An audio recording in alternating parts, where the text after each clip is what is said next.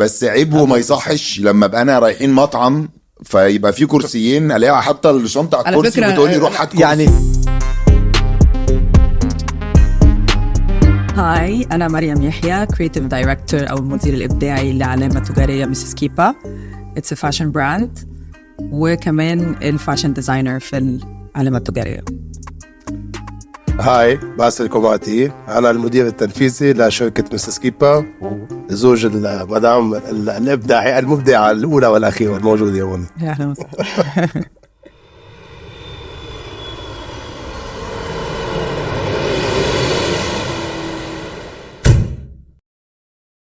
رجعنا لكم وحلقة مليئة بالألوان والديزاينات والأزياء والفساتين ستريتشات أحاسيس.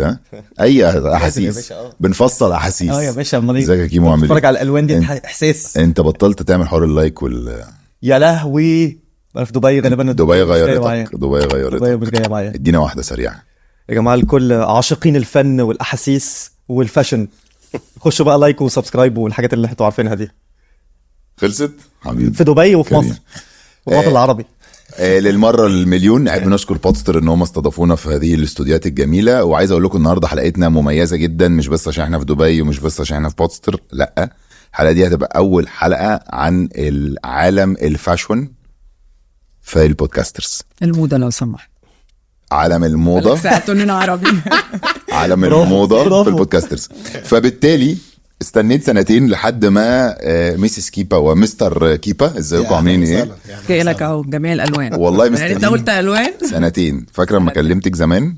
فاكره لسه كنت بقول لكريم هنطلع في حلقه، ما هتطلعي معايا في حلقه؟ لا انت قلت لي هاعمل بروجكت اسمه بودكاست.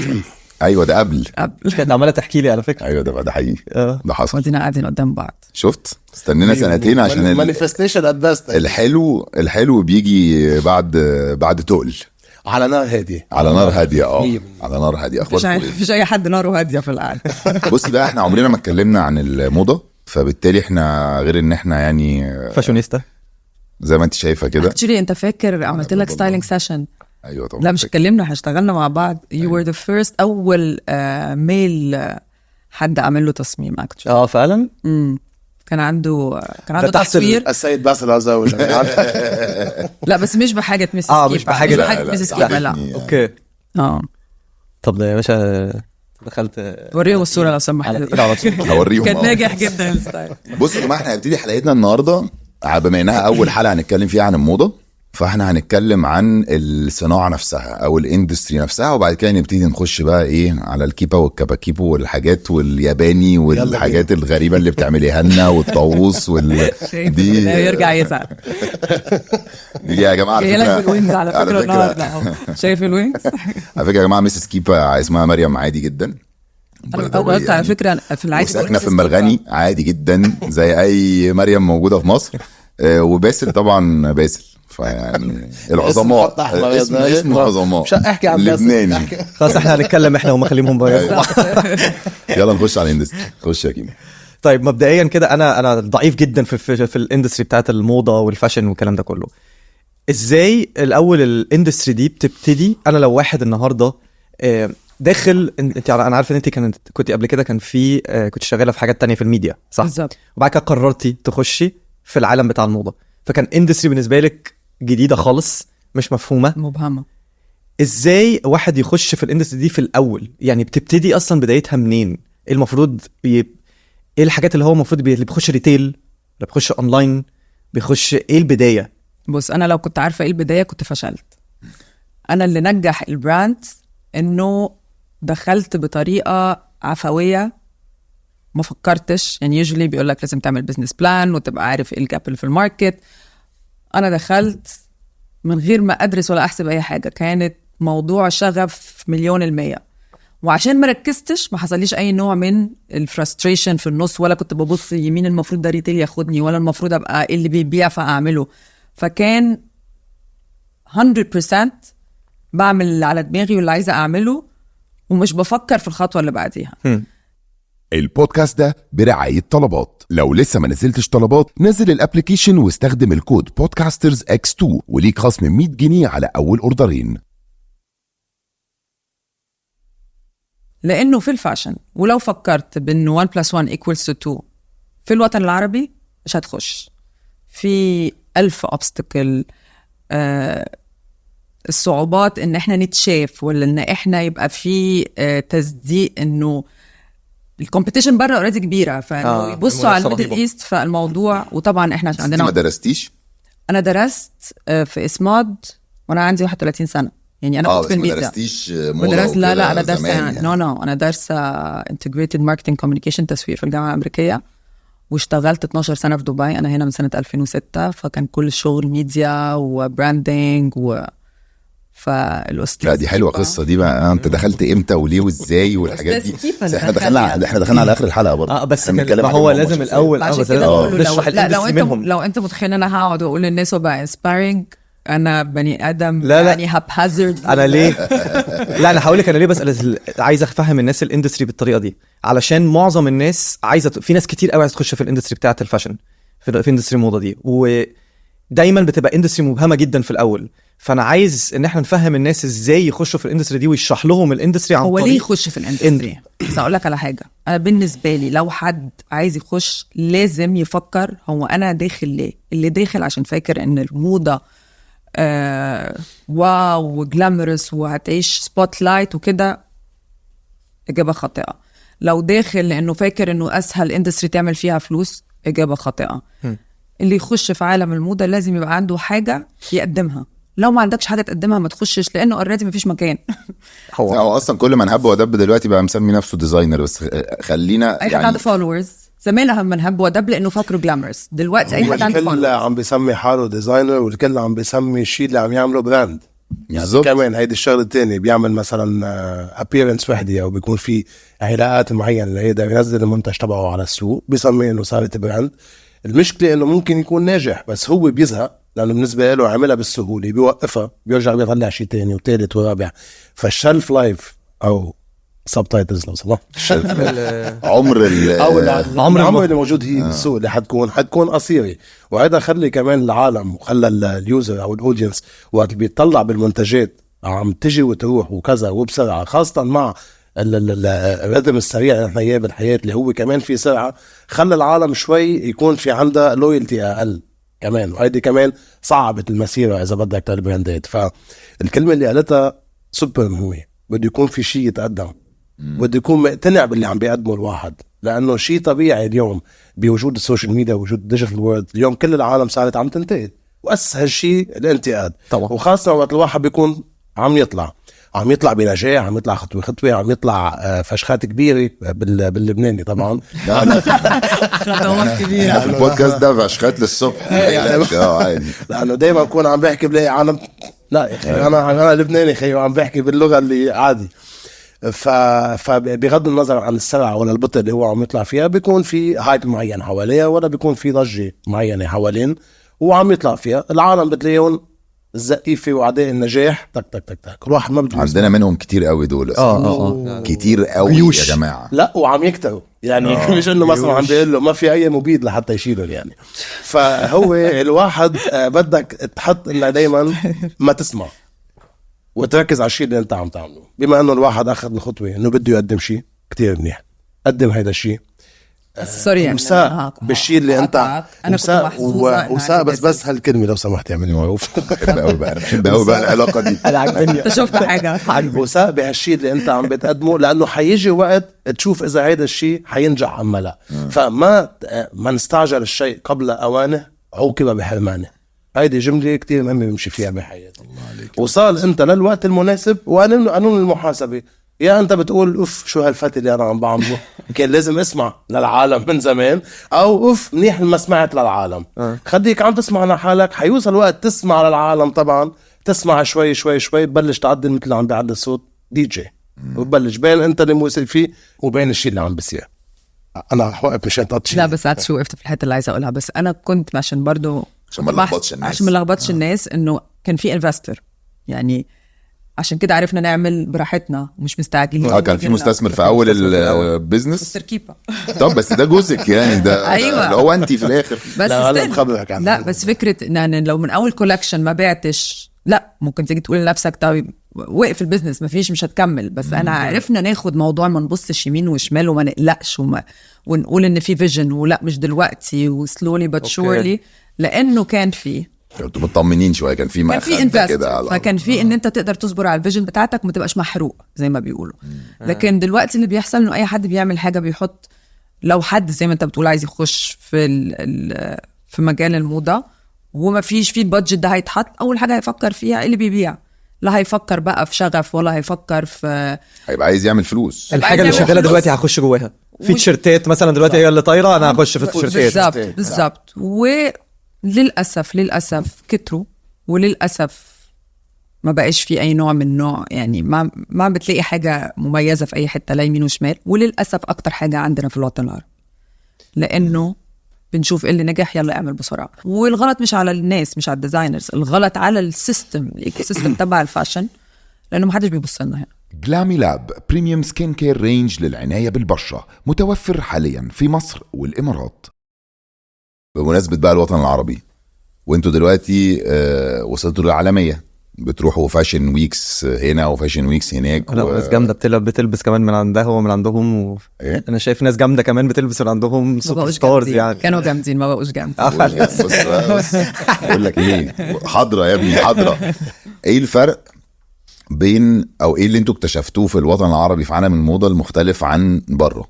فاهم قصدي؟ سواء في الدخول، سواء في الشغل، سواء في الخروج، سواء في البيع، في اي حاجه. اللي مختلف هو اللي شيء المعروف، بس في عالم اذا بدك ما كتير بتحب تقوله او بتتمنى حتى تقوله. هو اليوم الصعود من المنطقه العربيه للعالميه ابطأ بكتير من صعودك من منطقه برات الوطن العربي. والمشكله فينا نحن كبشر، لانه في شيء اسمه عاده الخواجه. اي شيء اسمه فرنساوي ولا طلياني ولا امريكاني بيطلع الساوند افكت العالمي، حتى لو مش حلو بعدين بتوصل لا اذا حلو ام لا.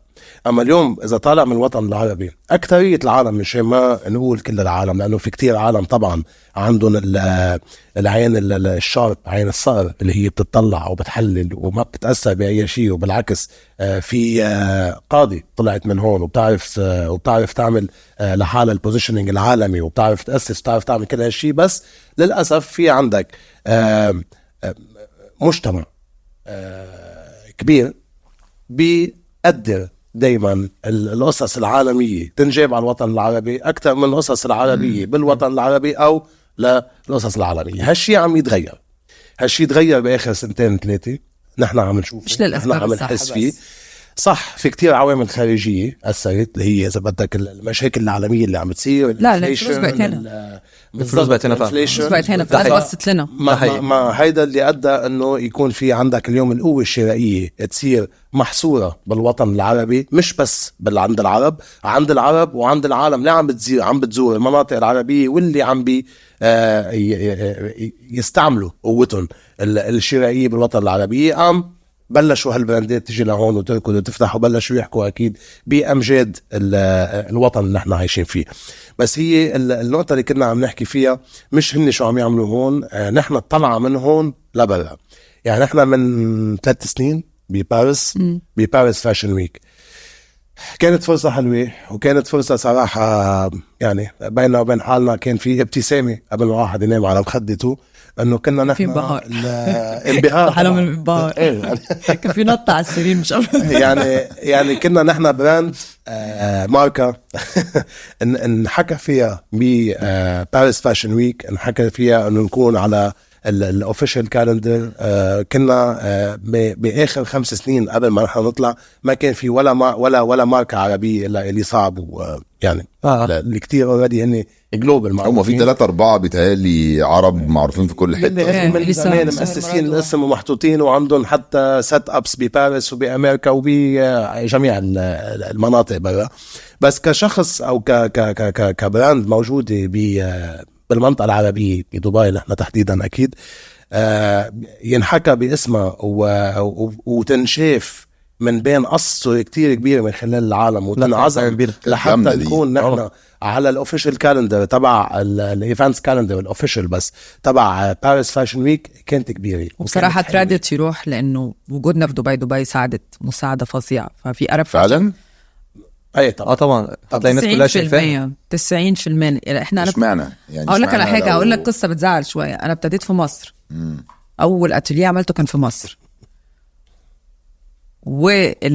في فين في مصر؟ في مصر الجديده. يعني عملت هليوبوليس. وكان اسمه ايه؟ كيبا برضه؟ بس سكيب. يعني البراند ابتدت اول خطوه البراند عملتها كانت في مصر، بس البراند الناس شافوها سيريسلي لما جت دبي. لما جت دبي. ولما جت دبي ليه بقى؟ عشان الناس أجواء زي ما دبي بس كان وبتاع. دبي عالميا سوبر كبير. اسم دبي نحن وين ما اعرفش اذا كان الناس بتشوف ان هو مكان صعب قوي فاللي يقدر يعمل حاجه فيها معناه انه هو عنده امكانيات، ولا الناس بتحب الحاجه اللي مش عارفه تحصل عليها. حاجات كتيره بصراحه، بس يعني انا بالنسبه بلد العجائب دبي صراحه. لا بس حلوه. وشافونا نقطة برا، مهمة. شافونا برا من Arab Fashion Council. Arab Fashion Council في دبي اللي هم بقوا دبي فاشن ويك، هم كانوا حلقة الوصل ما بيننا وما بين الانستيتيوشن في فرنسا. ومين انتوا اللي قدمتوا ولا لا، هم اللي لا، لا. كلموكوا؟ لا هن اللي حكيوا مع الفيدراسيون دو لا هوت كوتور. طبعا بيعرضوا عليهم كذا براند، والفيدراسيون هي ما تترجمش. مود هيدي ما بعرف شو فيدريشن هيدي اسم فرنسي وموجود بفرنسا اكثر من هيك ما في يخدم. الفيدرالية للموضة العربية للأقمشة. للأقمشة. فاليوم وقت اللي هن طلعوا بالبروفايل عملوا التليفون معنا وحكيوا وصار الاتفاق على هذا الأساس. وكانت طبعا شغلة بالنسبة لنا كبيرة انه حنطلع نحن اليوم كبراند عربية، اول براند عربية بحجمنا نكون موجود على لائحة اسامي. يعني كنت عم تشوف مسز كيبا تحت يعني ما بيننا وما بين ديور كان باب بعدها بنص ساعة ديور، بعدها بنص ساعة. يعني اسامي عم تطلع هيك وعم بتقول انه شغلة كبيرة. ممكن أسأل سؤال جاهل؟ اتفضل. أجعب بالأسئلة دي جدا. هو الفاشن ويك ده بيعملوا فيه ايه؟ بجد والله والله صراحة يعني ما حدا بيبيعوا ولا ده كات ووك ولا اقول لك على حاجه، بنعرض هو ولا- الصراحه السؤال ابدا مش جاهل. هو زمان الفاشن ويك ما كانش فيه سوشيال ميديا، اوكي؟ فالفاشن ويك ده كان كل براند بتعمل ايفنت عشان تعزم الناس المهمه اللي هم البايرز، يعني الباير بتاع بلومنتال، المشترين بتوع المشترين بتوع المحلات بتوع الريتيل، والكلاينتس المهمين، فبيعرضوا لهم. وكان فيري اكسكلوسيف وممنوع حتى كان يبقى تصوير ولا اي حاجه. يا راجل فالبراند بتوري الكولكشن قبل ب6 شهور. انت عندك يعني الكالندر بتاعت الموضه ماشيه دايما قبل ب6 شهور. يعني في سبتمبر انت بتعرض الحاجه انت بتبقي عملتي الفستان اللي هتنزليه في سبتمبر قبلها ب6 شهور. لا، انت بتعرض في سبتمبر. يعني سبتمبر الجاي في الاسبوع الموضه بتاع صيف 2025 اللي هو بينزل في المحلات يا في نهار أبيض. ابريل. انت اللي بتشوفه في سبتمبر يعني بتتكلم اكتوبر نوفمبر يا نهار أبيض. بتتكلم قبل ب8 شهور كمان. يعني انت بتشتغلي دلوقتي على حاجه كمان؟ انا سنه ونص بشتغل. يعني انت لو دخلت تهزريش. الاتelier هتلاقي تشتغلي collection على الحاجه قبلها بسنه ونص؟ قبله سنه ونص. طب وافرض الموضه اتغيرت؟ كنت لسه هقول ولا انتوا بقى اللي بتفرضوا انت اللي الموضة؟ بتقول الموضة أنا ده ايه. ما هو بشتغل. عندك اوكي، هو كل شيء عم يتغير هلا. بس حتى عندك معارض القماش مثلا مثل المعارض المعروفه بخمير فيزيون بفرنسا، مثل تاكسفورد، مثل اللي بيصير بكذا بلد بالعالم. هول حتى وقت اللي بتطلع عليهم لهلا بشهر 9 مثلا افترضنا بيكونوا عم يحكوا على الكولكشن بتنزل بشهر 9 الجاي اصلا. فوقت اللي هن بيكونوا عم بيورجوك القماشات الجداد تبعهم بالموضه بالكولكشن تبع القماش تبعهم بيكونوا اصلا قبل بسنه. فكلنا بنشتغل قبل بسنه، نحن بنشتغل عبر الزمن يعني. طب معلش بس ما معلش. هوش ارجع لك في حد بيقول لكم بقى كمان سنه تبقى الدنيا عامله ازاي؟ لا ما يعني قصدي انتوا انا مش على فكره والله بس هقول لك، أصلاً بس عشان بهرج. اكمل لك. فهو الهدف كان بتاع الفاشن ويك انه البراندز بتعرض، فبيبتدوا البايرز بعد يعملوا ابوينتمنتس، بياخدوا مواعيد مع الكريتيف دايركتور او مع البيرسون اللي هو الهيد اوف سيلز، وبيعملوا الاوردر الحاجات اللي بتناسبهم. يعني مثلا اللي في روسيا هياخد الفيرز، اللي في الميدل ايست هياخد الحاجات اللايت، والبريس عشان يكتبوا. فتطلع فوق وتطلع الكام بابليكيشن اللي كانوا موجودين الكبار يكتبوا ويقولوا ريفيوز على الكولكشن ويدي لك سنيك بيكس. بس اللي بيحصل دلوقتي واللي هو بوظ كل حاجة في الريتيل سايكل انه في سوشيال ميديا، والبريس ما بقاش عبارة عن مجلة بتطبع وهتشوفها كم شخص. بينزل الكولكشن بتروح على السوشيال ميديا. الكلاينت لو مش عنده اكسس او يقدر يوصل ويشتري البيس دي دلوقتي عينه زهقت منها، شافها وشاف الانفلونسرز ما اعرفش سو الانفلونسرز بيروحوا لابسين من الكولكشن ومتصورين على السوشيال ميديا وبتروح فايرل، والميديا اللي هي بقت موجوده ديجيتال، ما بقتش فوج المجله ولا هاربرز بازار المجله، بقت صفحه والناس تقدر توريشير. فالناس بقت لو ما عندهاش اكسس للبيس دي دلوقتي زهقوا منها اوريدي، لانه مش 9 شهور عم بيشوفها. فلما تنزل بيفتكروها حاجه قديمه بالظبط اصلا، او بيحسوا مش يعني هم لا عارفين هو إن فعلا بتبقى شكلها حاجه قديمه. ومش بس كده، ومع الفاست فاشن بقت بتتقلد، بقت بتلاقيها بارخص بكتير. فلو نازل الجاكيت الجينز اللي بشولدر بادز شفته عند لكجري براند هتلاقيها فاست فاشن عاملينها تاني يوم واسرع منهم، ثانيه في الصين مثلا ولا حاجه، واسرع منهم لانه بيعمل كوانتيتيز اكبر بكتير طبعا. فعنده سرقه اصلا للديزاينز للرسومات والموديلات وكده. فاللي حصل ايه؟ هن بيسموها انسبيريشن. فبقوا اللكجري براند للاسف ما بقوش بيبيعوا زي الاول، لأن الفاست فاشن بقت واخدة نسبة كبيرة قوي الأرقام عند المسيو من هو بيحاول ما يقولهاش غالبا عشان ما يزعلش. لا الأرقام العالمية الفاست فاشن واخدة رقم مرعب. تحكي الابارل بزنس 1.7 تريليون هي حجم مبيعات الابارل الهدوم عالميا، من اللكجري. وطبعا اللكجري عم بحكي كل شيء لكجري، يعني بيناتهم الاكسسوارات الجديدين، عم نحكي التيب، عم نحكي دي الحاجات اللي هي بتبقى غالية ومعينة تحت 70 مليار دولار. يعني انت شوف الفرق بين 1.7 وال70 مليار طبعا قديش. بس ده عالميا، هيدا عالميا طبعا. وهيدا اصلا بيفرق السعر. بعدنا كنا عم نحكي من شوي على الفتي، للأسف اليوم تطلع أنت على كذا ريبورت، وعم نحكي عن شركات كبيرة وعم نحكي عن العالم الأكيد اللي بتعطي ريبورتس بدراسات معينة، بس ما في اثنين عم يجتمعوا. في عندك عالم بتحكي من 1.7 ل 2.5 تريليون. ليك قديش ده في كل الحاجات بالضبط. فنحن عم نقول 1.7، خلينا نقول أقل، وهيديك 60 مليار. طيب اليوم هيدا إذا بدل على شيء، هيدا بدل لشيء اللي نحن كنا عم نحكيه من شوي، إنه اليوم كل العالم صار بدها تعمل براندات، صار بدها تعمل تيب، صار بتحكي على السعر، صار بتتقلد، صار بتطلع على سكيل، صارت بجرب حظه. بيقول لك أنا إذا بصنع هيدا تكلفته $10 وعم بيعه ب 30-40 دولار، طب هاي عملت أنا 4 مرات 4 أضعاف. حلوين. إذا بدي بيع 1000 قطعة بعمل اكس واي زي. طيب بيشتغل على هالأساس، بيدلوا بيجي اللي حده بيصنع $7 وبيبيعه $30، ضربه. صار هيدا اللي طالع. عبال ما ينضرب بيكون بعده عنده بالسوق، بدل في عندك نسبة مبيعات، يبلشوا يفوتوا ببعض بقصة الأسعار. مين عم بيشوفها هيدا؟ المستهلك صار عم بيشوف العالم كله عم تتحارب بالأسعار، صار عم ينطر الأوفر ليجي لعنده. طبعا هلا اليوم هيدي طبعا بوجود الكوفيد والعالم قعدت على بيوتها، وصار نسبة الاستهلاك على الانترنت زادت كتير، نسبة الشراء على الانترنت زادت كتير، صار في عندك الاي كوم اكتر، صار في مخاطرة اكتر كمان. العالم صارت تشتري ان كان تيكت صغير او كبير، تعودت على ان تقعد تشتري وين ما كان بالعالم. هاي زادت بفترة معينة. هلا كمان الحمد لله رجعت عم تتغير للعالم، ترجع تنزل على السوق، ترجع تشوف الفرق، ترجع تفهم انه هيدا الجينز الفرق بين هيدا يلمس القماشة نفسها ويشوف الفرق. ايه الفرق اصلا 100%؟ يعني انا لو قلت لك دلوقتي، او قلت لك انه انت عندك اتيليه اللي هو بيبقى فيه الفساتين بتقعدي تشتغلي فيه برضو، صح؟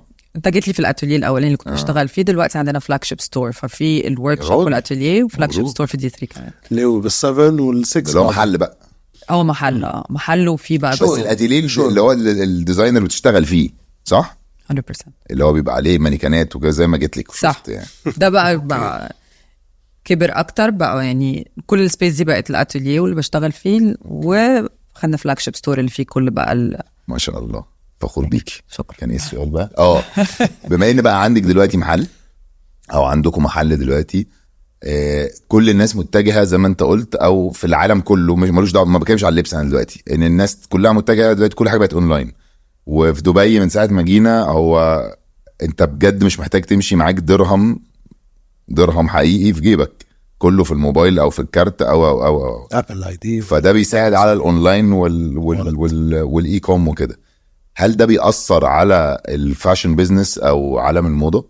حسب اي كاتيجوري من الفاشن بزنس. انا بتقلي الهاي تيكتس ده لانه الحاجه الغاليه لانه ده دايما حوار عنا في البيزنس بلان بتاعنا. انا في اعتقادي من اللي حواليا ومن الكلاينتس بتوعي انه التيكتس الغاليه الناس دلوقتي مع الكرايسيس اللي احنا فيها وداخلين عليها اكتر ما بقتش بتروح اونلاين، لان انت عارف انا معاك اولا كل حاجه بقى لاست مينت. اللي جاي يشتري حاجه لو عندها فرح اختها تيجي بتشتري قبل باسبوع. فكره ان الناس تطلع فلوس وتشتري حاجه غاليه لانه احنا البراند it's affordable luxury. affordable luxury is غالي بس مش غالي قوي يعني غالي 100%. يعني هو يعني البراندز دلوقتي في الهيريتج براندز اللي هم بقى لهم زي بتتكلم بقى في كل LVMH والجوتشي والديور اللي هم ليهم عمر، البراندات اللي بقى لها سنين ومحافظه على مهما حد عمل طلعت براند وعملت فلوس ما ينفعش تحط نفسها في الهيريتج لانه عامل العمر بيحطها في الحته دي. وعندك البراندز اللي طلعت ميبي بيعملوا تيرن اوفر اعلى من الهيريتج براندز بس بيبيعوا اكتر يعني قصدك بالظبط. عندك مثلا دلوقتي ممكن نقول جاكموس والذا لايكس اوف يوروبيان براندز ذات واخده حته كبيره من ما عجبكش؟ لا انا بس ما فهمتش جاك موس ده مين؟ ده واحد ولا عارف جاك موس؟ هو مش مفهوم. عارفه اكيد تلبسه يعني هذا يا ابني بس بتلبسه على في يوم الخميس بس ايام تانية. هو قولي لي حريمي بس جرب حريمي ايه ده؟ لا مش لا والله he's not anymore. لا he's not بقاله 2 seasons. بقاله دخلوا الرجالي دخل الرجالي مش انا من ساعه انا بقالي 2 سيزونز انا فعلا بقالي 2 سيزونز بس بلبسها بصراحه. لا بس على هو فكره عمال يحفر نفسه اكتر. لا مش كلاسيك. قال لك انا فعلا بقالي 2 سيزونز الله يخرب بيتك. سمبل ستايلك اكشلي. الحمد لله. تصدق يا فنرجع للموضوع الاونلاين. بالنسبه لي الهاي تيكتس بشوفهم الكلاينتس الناس ما بقتش زي الاول ان هو جرب ولو طلع مش حلو ابقى اعمل له. لا الناس اولا لاست مينت، فلاست مينت معناها لازم اجربه وعايز يتاكد ويشوف وياخده ويمشي 100% وهو واقف. ليك في اثنين في عاملين لموضوع الاونلاين. العامل الاول هو اليوزر اكسبيرينس، التجربه بتاعت البني ادم، كل اليوزر اكسبيرينس تبع الويب سايت بحد ذاته اللي هي التجربه على الويب سايت اللي هي بتشوف. بعدين انت بتفوت على ويب سايت وبتطلع بتلاقي الفيديو، بتلاقي الصور، وبتلاقي كذا صوره ومكبرينها وقماشي وكذا، بحسسك كانك انت جوات المحل اوريدي.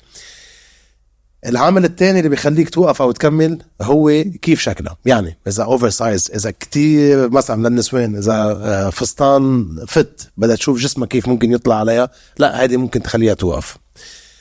بيجي العامل الثالث اللي هو هيدا اول عاملين بيسهلك 80% من الموضوع. ال 20% الاخيره اللي هي ريتيرن بوليسي تبع البراند. يعني يوم لو واحد اشترى حتى لو التيكت عالي بدل ما تروح وقلت لك طب اوكي انا اوريدي 80% مقتنعها، هات 80% خليني اشتريها، إذا for any reason بدي أرجع رده هرجع استبدله بطريقة معينة. بس طبعا الاستبدال والكذا والهيك بيكون فيها تكلفة طبعا. بس هيدا إذا حدا مثلا قاعد ببلد وعجبه شيء ببلد تاني، خاصة إذا هالبلد ما في عنده، يعني نحن عايشين بدبي كل شيء موجود بدبي، في عندك عالم عايشة ببلدان ما بقلبها كل هالماركات، فإجباري إنه تقدر يا بدها تسافر مشان تعمل الشوبينج يا بدها تشتري أونلاين. فاليوم مثل نحن منقارن أي أسهل للمستهلك. مهم نعرف هذا المستهلك وين موجود بأي بلد أول شيء، وهل عنده الخيار أنه يقدر أصلا يشتري أونلاين أو ينزل على السوق، لأنه السوق عنده مش موجود بقلبه هالوسس. فالأونلاين إجا حل لكتير محلات.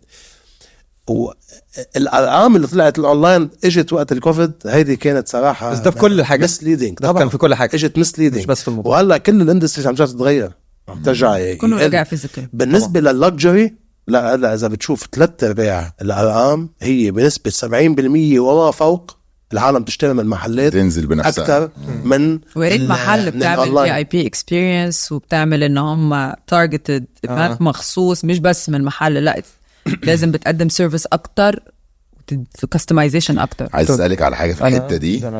عندي بتاع 4 أسئلة في الحتة دي. في المحلات انا دايما بيبقى عندي مش عارف انتوا ازاي بتديروا الكميه، لا الحته المقاسات حلناها بقى، عملنا احلى حل في الدنيا. اوكي يعني دايما هل انتوا كل حاجه بتعملوها بيبقى في منها مثلا 4-5 مقاسات؟ لما ابتدينا كانت كده اوكي، ابتدينا بقى نعمل زي الناس اللعب مع الكبار، كل حاجه تبقى موجوده بمقاساتها. انا غير لا عملت تحط في فلوس، عملت بس غير هقول لك على حاجه، دايما ممكن تظبط في المقاسات، سبيشال ان احنا الاتوليه بتاعنا يعني مش بودي مصانع، فدايما ممكن لو انا عامله حاجه لارج ارجع اعملها ميديم، فمش دي المشكله. بس احنا من المؤمنين بالسستينابيلتي، وبرضو ده بياخدنا لما انت قلت بنعرف الموضه ازاي قبل بسنه ونص. انا كلمه موضه بكرهها اصلا، في كلمه فاشن تكرهها ما بتمشي عليها اصلا، يعني مش مقتنع بحاجه اسمها موضه. وهيدي على فكره احد سر نجاح البراند، لانه اليوم الابداع اللي كانت عم تعمله مريم مش بوجه يعني بس هدي والنبي بعتها لي فيديو لوحده. انا سكت اصلا، وبعدين خفت كريم يقول حاجه اللي هو بصيت له تعملوا برومو. باسل بيقول حاجه حلوه، استنوا يا جماعه. انا بدي موسيقى تصويريه لو سمحت، بس المقطع اللي وانا حقوله. اعمل لك موسيقى تصويرية. اول تو سيزونز ما كانش ابداع، كان ايه ده؟ مين اللي هيلبس اللي انت بتاعه؟ لا اول سيزون جابت ماشي قالت لي ايه رايك، قلت لها حلو البراده تبع ايزابيل، كانت حلوه بايزابيل والله دي يعني ستاير يعني فكرتها برديه ليترلي، مش قصه بجد شيء ده حوار قصه حقيقيه. قال لي حلوه قوي دي اوضه ايزابيل، حلوه هي لاوضه ايزابيل. اما قالت لي لا هيدي للكولكشن جديد، قلت لها اوكي او مزبوط، شو بدي ما في اطلع معها وحبنا وهرمونات تسكت تعمل. او اكتر حاجه باعت في الاخر اكتر حاجه كان بس كسرت الدنيا. طيب صراحه خليك في البيزنس. لا على فكره انا عشان هيك ما دخلت باول فتره، هي كانت عم بتقول انه كلها دباديب كده ازرق. ماشي، عشان بس واحنا بنتكلم هنحط الصور دي في الناس وهي بتتفرج، فاهم قصدي؟ فافتكروا الحاجات اللي انتوا بتقولوها وبعتيها لي عشان نحطها عشان الناس تتخيل. الدباديب والقلوبه والقلوب هي جابت. ما هو قال لك نحن اول فتره وقت اللي هي بتقول كان في استثمار مش انه والله اوكي واحد مرتي عبالة عندها تالنت اول شيء اكيد، مش عن عبالة تعمل اي شيء. مريم جاي من باك جراوند اول شيء بالازياء، في احتراف صراحه. اثنين من خلال هي الكاركتير تبعها بشخصيتها. لا ده في برومات ده فيديو تاني. سبي عم بتوقع سبي كمل. انا غلطان الاسبوع عم حاول اعوض اليوم اللي على الهوا ده كاتبها اصلا غالبا وجاي يقولها النهارده على اللي خلي عالم تحضرنا اياها، في اثنين عم يحضرونا ومسجل فيديو كامل وحط لك وعارفه اخلي قلوب تنزل كده من الدباديب والقلوب هيقعدوا ينزلوا كده كله ورا الدباديب ده. فهذا الشيء اكيد وقت اللي كنا نحن بشهر عسلنا اصلا، وكنا عم نحكي شو الشيء الجديد اللي بتعمله مريم، قلت لها طبعا يعني انا كنت من اول الاشخاص اللي قلت لها ما تفكري مرتين بدك تعملي شيء خاصه بالفاشن اللي هي انتو فاشن ديزايننج. اكيد انه هذه هي الخطوه الثانيه.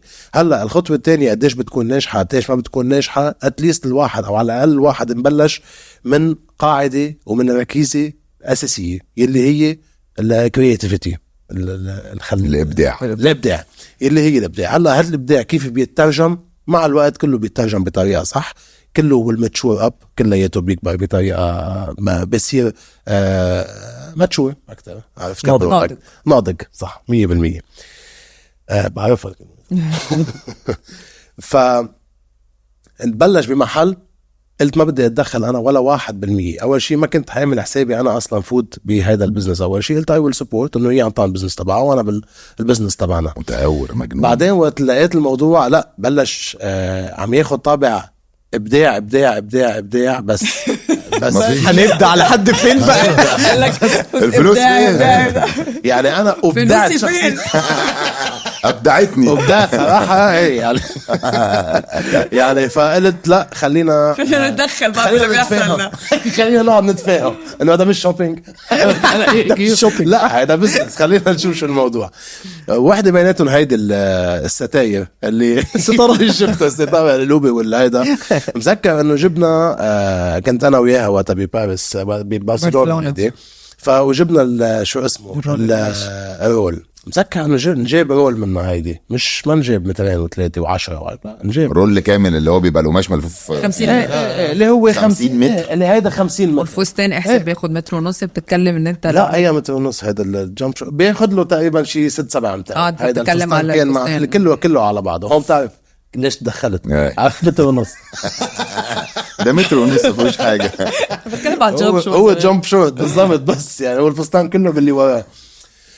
فوصلنا لمحل قال بيعملوا تقريبا مثلا 3 فساتين whatever رقم مهول كان بالنسبه لي انه كيف كل هالرول عم يجرى. هون حكينا وقتها كان في بعض عملنا نحن الورشه مع الاتوليه، ما كان ان هاوس، كنا عم نعمل مع مصانع برا يعني على كوانتيتي محدوده. هون كنا عملوه على كل السايزز وعلى المقاسات. ساعتها كنتوا تعملوا كل المقاسات بقى. كل المقاسات وكذا. لأنه على فكرة لأنه احنا سألنا نفسنا السؤال اللي انت سألته، لأنه هننزل اونلاين هيحصل اوردرز هتعمل ايه، لازم يعني كان بالظبط السؤال اللي انت بتساله، ستوك لازم يبقى فيه ستوك. وانا عارف ان بيبقى فيها حرق فلوس جامد. دي كانت انا دايما سمعت وما اعرفش كان ده صح ولا غلط، فيها حرق دي من فلوس اكبر مشاكل في البتاع دي، في الاندستري دي كلها. وقفنا بقى الموضوع ده كله صارت كنترول اكتر يعني. في بري اوردر بس بلش تعمل انت بصراحه في عندك فهم عن الهيستوري تاعتك، عن التاريخ تبع المبيعات، انه اليوم اللي بيبيع اكتر من هيك انواع، اكتر شيء الميديوم واللارج مثلا بتعمل منه زياده،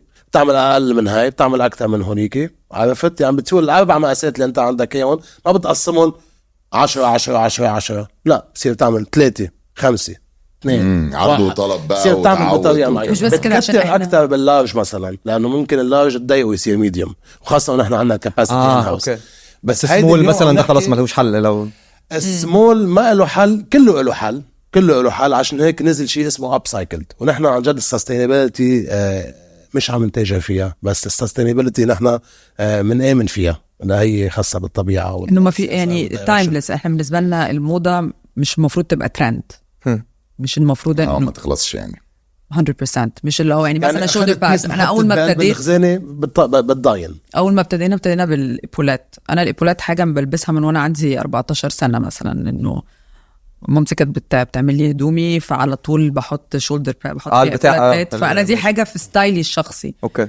مش ان هو كانت في السبعينات وفي الثمانينات ورجعت. بس انا كنت بستخدمها على طول كنوع من دولابي. فلما ابتديت اعمل ديزايننج من اول كولكشن، ففي كل كولكشن انا في ايبولاتات.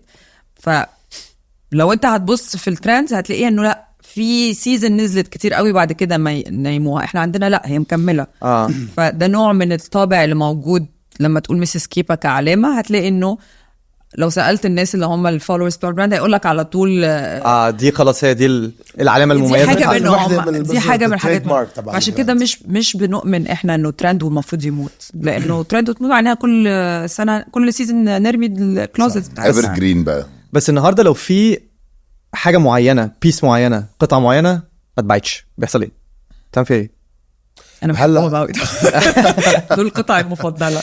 اول شيء ببقى عارفه وانا بعملها ان هي مش هتتباع. اول شيء مش عم يبقى كتير يعني. احنا بالكاباسيتي تبعنا واللي هلا نحن عم نشتغله وعم نكبره وعم نوسعه، هو اكثر انه بنعمل بيسز معينه، عدد انفنتوري مانجمنت، بنخلي رول اللي مش موجود.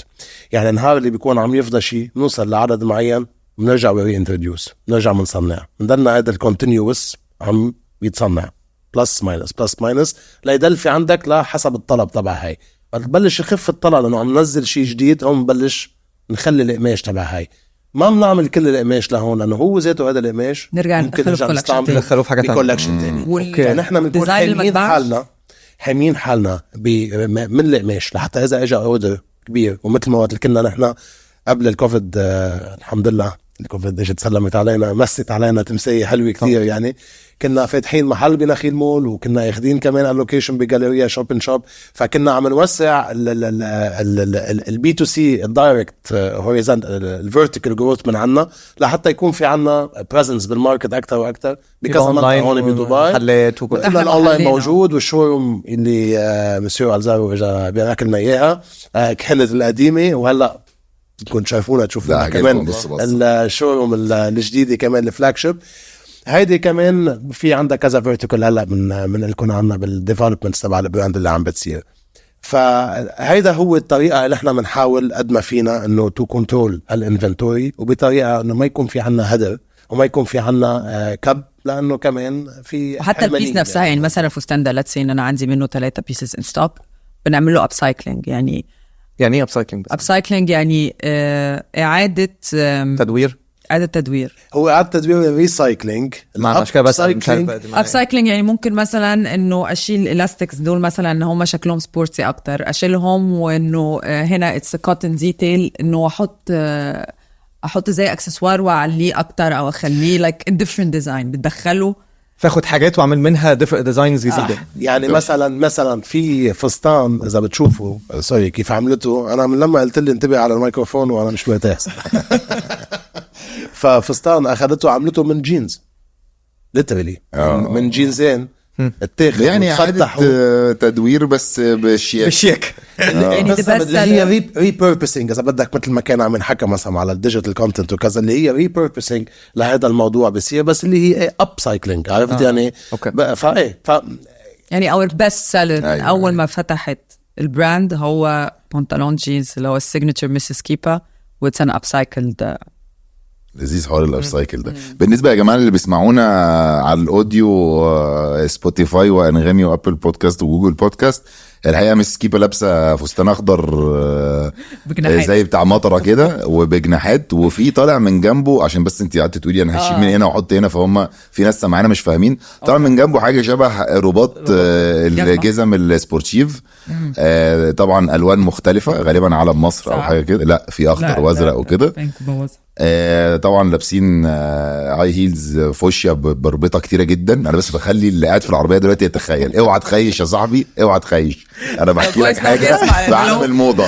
انا حاسه بيذيع ماتش كوره اصلا، انت لو قاعد من المدرج من الناحيه اليمين وبالظبط لو بصص عليها مش هتلاقي حلقين لونهم ذهب، وفي وينجز في العينين كمان، وفي هي مسمياهم طبعا اجنحه او وينجز في العينين، احنا شايفينهم حواجب تانية او رموش تانية على فكره ده البوينت بجد والله.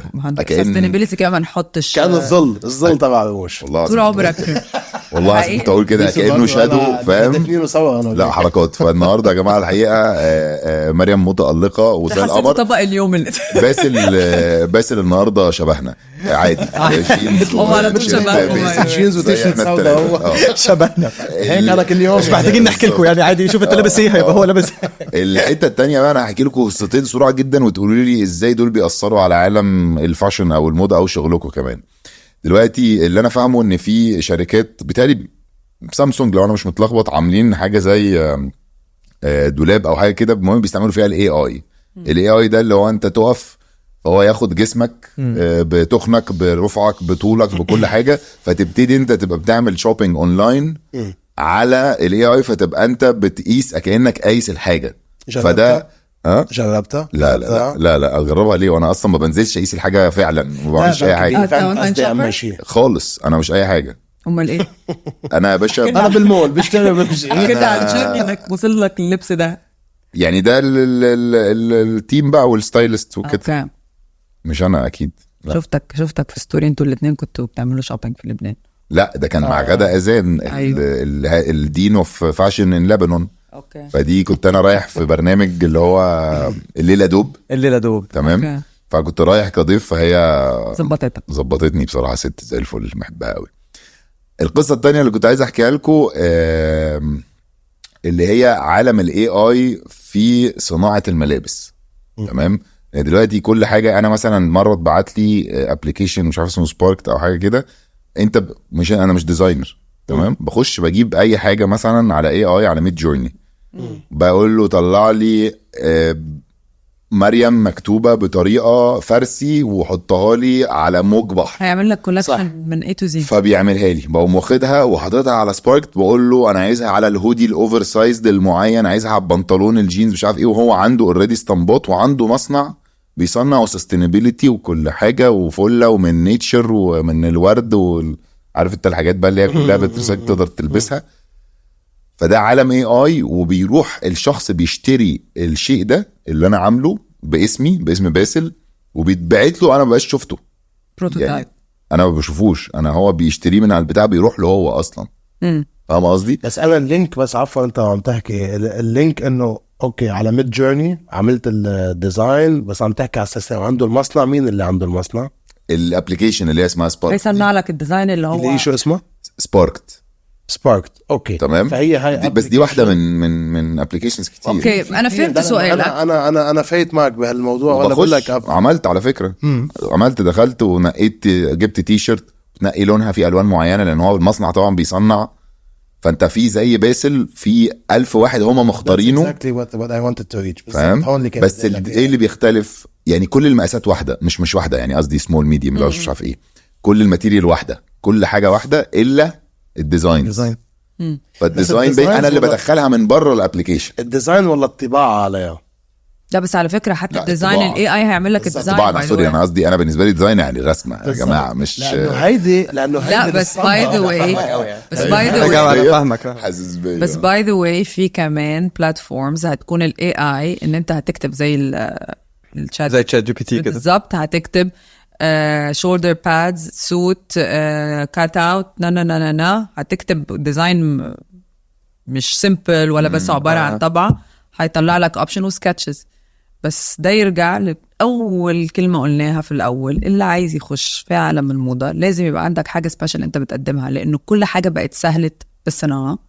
نتكلم على الحاجات اللي هي بسرعة وشلف لايف السريع فالإيزي سيلواتس أو الفيتس السهلة فعلا بقت بتعمل. عشان كده الفاست فاشن بيعملوها، لأنه ما بقتش يونيك للبيج براند بس قادر يطلعها بكواليتي حلوة. لا، المصنع يقدر يعمل لك ستريت كات، يقدر يطلع لك دنم يقلد برادا ويطلعه زيه بنفس الحلاوه.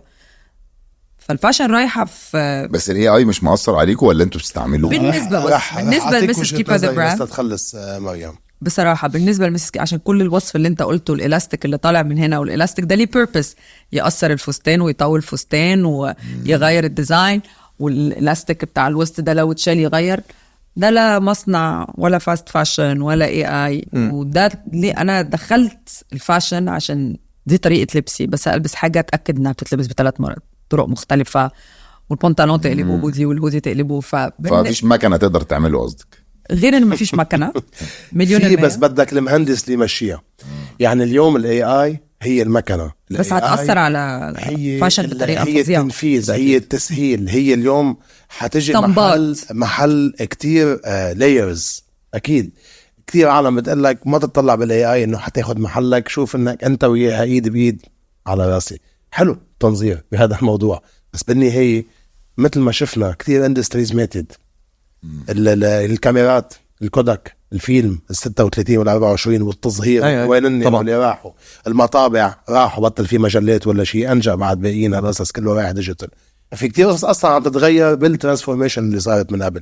هلا عم بيصير فيرذر ترانسفورميشن بشكل صارت عم تدق بالانسان، مش عم بتدق بانه اليوم كيف تساعد الانسان او كيف تطورك بطريقه معينه للانسان يشوفها صح. لا، هولي كلياتهم بيتغيروا.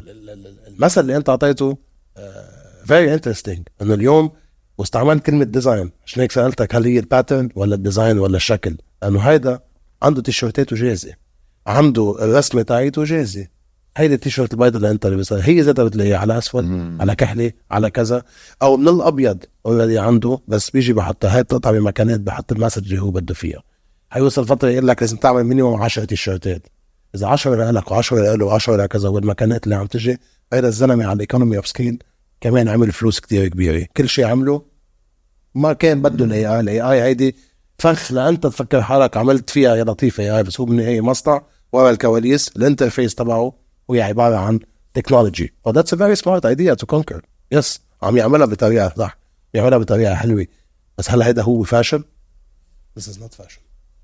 For some people it Fashion- is by the way. بعض الناس الجنريشن This is a الجديدة solution. This is a clothing solution. This Which is is a garments. generation- This is apparel. This is اليوم wearing out, having a nice outfit, a nice appearance. بس وقت الواحد بده to be fashionable، لا مش حيروح على هذا الدايركشن، بده يرجع يروح to be styled. لا ممكن لو فكرت في براندز كتيرة وفاشن خبط فيهم أصحابنا إنه السيلواتس بتاعتهم عبارة عن اوفر سايزد وإيزي ومجرد شوية وفي عنا من offering كمان نحن هيك 100%.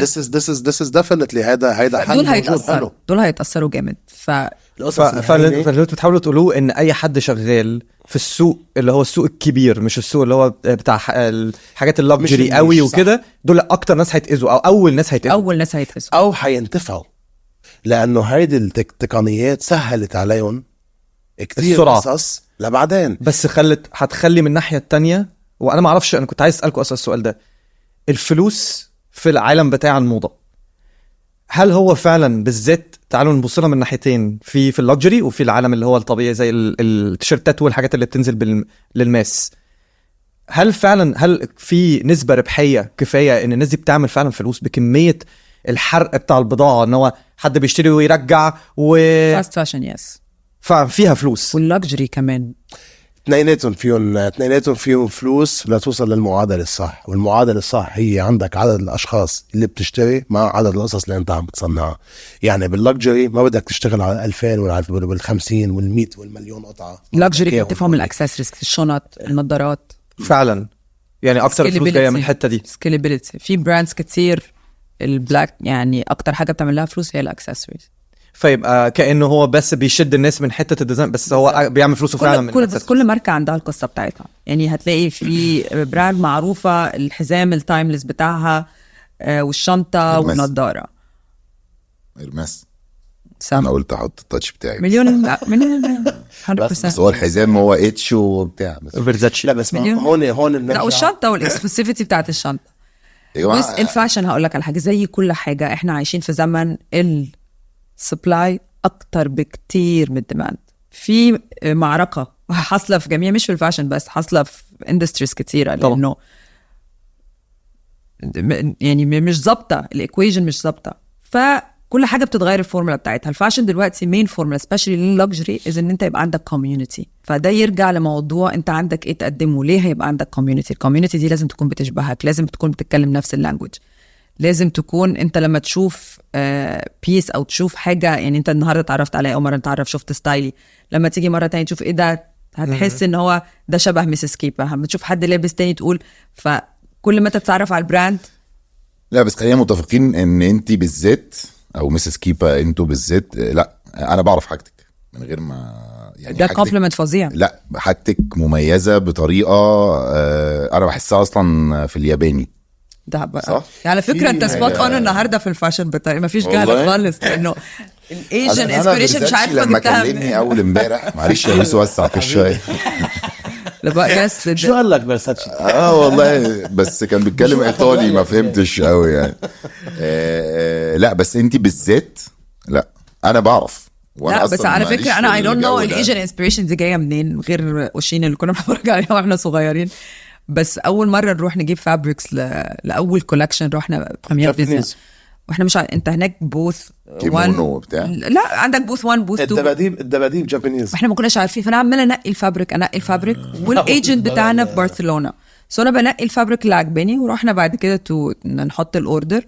فطلع انه 90% من الفابريكس اللي انا اخترتها من جابان، يعني انا جبتها من يوروبي تبع البراندات الارتست اللي عاملين البراند. بجد والله انا كنت برزع كده جت بالظبط في اليابان يعني جابانيز، وحتى في سيلوات معظم السيلوات لا بعد كده ولا تلبس حاجه بقى عشان انا اعرف لي كده سيزون السب كونشس في شباشب هترجع الزنوبه تاني.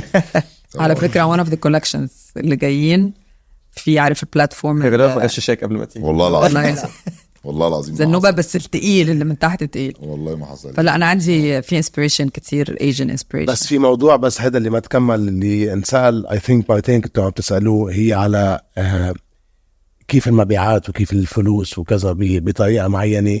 هون بنرجع لاهميه واحد يخلق علامه تجاريه، لانه اليوم وقت العالم ممكن تشوف من خلال العلامه التجاريه كذا منتج، والكذا منتج كتير يحبوهم، بس بالنسبه لهم مش عم يقدروا يلبسوا، بس حابين يكون في عندهم علاقه بينهم وبينها علامه تجاريه. وقت هالعلامه بتنزل منتج بيقدر يلبق لنسبه اكبر من العالم اللي هي ألف، بيرجع بتنزل منتج ب لنسبه تانية من العالم، بلا ما تخسر حقيقتها ولا الامضاء تبعها كعلامه تجاريه، بس بتكون عم تحكي لغات مختلفه لا اودينس مختلف. هون بيبلش هي نفس اللغه بس بتترجمها بطريقه مختلفه بالضبط، طريقه الستايلينج، طريقه الموديل ستايلينج، او يعني هي نفس اللغه او المنتج المختلف، يعني يا تياب يا جزدان يا حزام يا شوز لا لان انا بالنسبه لي دي بتاع البراند هو اللغه، فهي لغه واحده بس بتروح تترجم ده عشان يفهمها، تروح ده تقولها له. يعني ممكن نتكلم سريعا على الجزدان. الجزدان شو عارف يعني ايه جزدان؟ لا ما عنديش شنطه جزدان يا ولا الشنطه ولا الشنطه جزدان باينه قوي. انت حاسه حيوان صح؟ حاجه في حاجه بتجري بسرعه. لا انا حسيته عبايه حاجه كده بصراحه.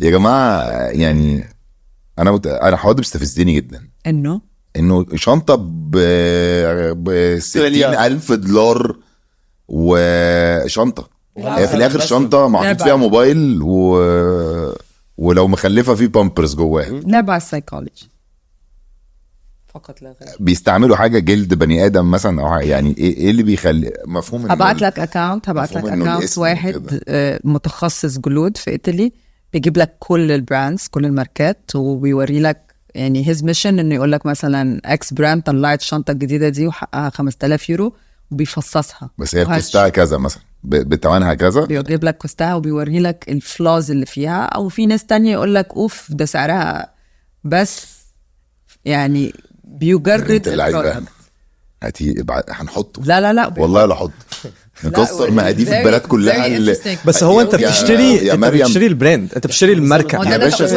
انت بتدفع فلوس في الماركه. بس عيب وما يصحش لما ابقى انا رايحين مطعم فيبقى في كرسيين الاقيها حتى الشنطه على الكرسي بتقول لي روح هات كرسي. يعني انا حتى ما تحطيه على الارض. ممكن البراند اللي انا ماسكه الشنطه يبطلوا يقولوا لي حطها لي على ده الارض. غير القصه اياها دي البنتين اللي حطوا البتاع كانوا ارماس وعملوا لهم بان من في يا جماعه المبالغه دي سايكولوجي في ايه. لا بس هو في حاجات كتير كده يعني. انا بيعصب مثلا البرفيومز كلهم في الاخر هو على فكره هم كلهم سنت حاجه عاديه، وتلاقي واحده أيوة بس سعرها البرفيوم- 20 مره هم في لا الاخر البرفيومز دخلها كام ما انا فاهم مش زي الجزم اكيد والحاجات دي والشنط اكيد اغلى. مفهوم. حبيبي في شنط بس قصدي بكام $100,000 مثلا. اكتر كمان. لا مفهوم انا فاهم، بس مش بكلمك على الرقم، انا بكلمك على فكره ان انت في الاخر بتدفع اكتر بكتير من حق الحاجه. ماشي بس يعني ايه شنطه فوق لا يا باشا مش اكسبيرينس لا ده مش خراب experience. بيوت. أنا في رأيي يعني لازم- ايه شنطه فوق 5 مليون جنيه. راح اقول لك ليش. حد يقول لي بس عشان الناس دي هتخش النار يا جماعه، انتوا هتخشوا النار. انا انتبه، انا معك، انا هيدي التسعيرات انا هي من الكفر اصلا هيك التسعيرات.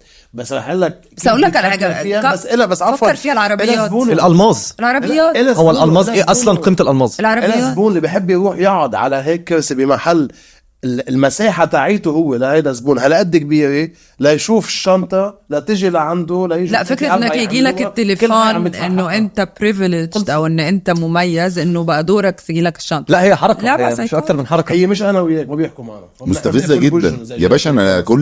انا كلي على بعض دلوقتي مش معدي $13. ايه القرف ده؟ بس النو فاست فاشن ده انا انا بلبس اوعى. فاست فود مش فاست فاشن. ده انا لابس اصلا برجر في رجليا. بص يا حبيبتي هو الموضوع ما علينا خلاص، هو يعني هو واقع للاسف احنا عايشين فيه، بس هو واقع مستفز جدا لا مظبوط. والله بس العظيم بيحرق لي أنا مش دم. ههدي. يعني انا بس هقول لك اتجوزت على في يوم من الايام مثلا وديت مراتي مثلا فلوس ولقيتها خلصت ولقيت في شنطه LV على الطريق، انا هيجيلي لا بس سكتة هقول لك على قلبية. حاجه عشان موضوع الفلوس ده، لانه انا بيجي لنا كلاينتس لانه احنا زي ما قلت لك ان affordable luxuries ومش رخاص، بس مش مجرد ان نحط مارجن، لا لانه احنا قلنا sustainability يعني مش عايزين نودي مصانع، يعني مش عايزين عماله بتاخد فلوس بكونديشنز مميته بجد، بتوصل لكونديشن مميته. في شغل في حياكي اتelier موجود، متاكد ان لحقوق الموظف ان هو يعيشه ويعيش اهله في مكان الاكسبيرينس، فكلها حاجات جاستيفايد. ففي براندز عشان ما نظلمش الجميع، في براندز بتبقى البرودكت او المنتج سعره جاي وراه شغل. يعني انا مثلا احنا في الريدي تو وير يعني المفروض شغل مصانع، لا انا الريدي تو وير انا بحط ايدي في كل بيس بتطلع، يعني بشتغل شغل كوتيور في الريدي تو وير عشان تبقى البيس مختلفة وعشان تدي لك الفت الحلوة وعشان تبقى مثلا حتى الإيبولات مش كلنا محتاجين، في زبونة بتبقى عايزة العرض ده وفي زبونة عايزة العرض ده وفي زبونة، لأنه مش كلنا عندنا تكوينة جسمنا فيها نفس المقاس، لا ببقى عاملة تكنيكاليتي إنه الشولدر باد تنفع تتشال وتتحط هنا وتتحط، فشغله كله ليها... مش إنه هو تك تك تك ومصنع وقلب واللي بعده. لا فاهم انا الحته. يبقى ليها ايه؟ ما انا سوري ليها استعمالات سوري يا مريومه بس لا، ما يبقاش اللي هو لو ما اشتغلتش خلاص كده ترميها، لا ممكن تبقى تأس، يبقى كأنك زي عند الترزي كده 100% تغير. انت بتديتاتش 100% بتشيلها وبترجع هي تحطها. ايه بقى؟ هي ايه البتاع ده الإيبولات؟ دي عماله تشرح فيها من ساعه ما كانت بسألك بقى، ما انت أصلك بتعمل كده وفاهم بتقول الأجنحة دي اسمها ايه؟ الأجنحة اللي فوق بتعمل بيها ايه؟ قول لي بقى فيها ايه. ده زي ده يا باشا زي ملازم كده، دي بتاعتك كده بالظبط، زي انا ده اللي الملازم. متخيله والله العظيم، انا متخيله وانت قاعده بتشرحي له وهو شايف ظابط واقف قدامه عماله تنهى والنجمه بس النجمتين بس هي الناس. بتدي لك نجمه على فكره. على فكره ما هي الشولدر بادز بتدي لك نجمه في كده بس أيوة. هي هو عارف على فكره احنا عرفنا انا شايف الجوهر بتاعها. مقام بتدي لك مقام وقيمه. بتاعتي وهله. طب حاجه تانية دلوقتي لو رجعنا تاني للصناعه، الواحد دلوقتي ما عندوش محل وخلاص عارفين ان هو ممكن منافذ البيع ايه غير ان هو ممكن يبيع اونلاين. عندك البي تو بي والبي تو سي اللي هو بزنس تو كونسيومر دايركت، الماركه مع الكوميونتي بتاعتها. هو المحل طبعا بس الواحد لو انا ما عنديش محل بقى هبيع للناس ازاي؟ بتوزع بنسبة لمين؟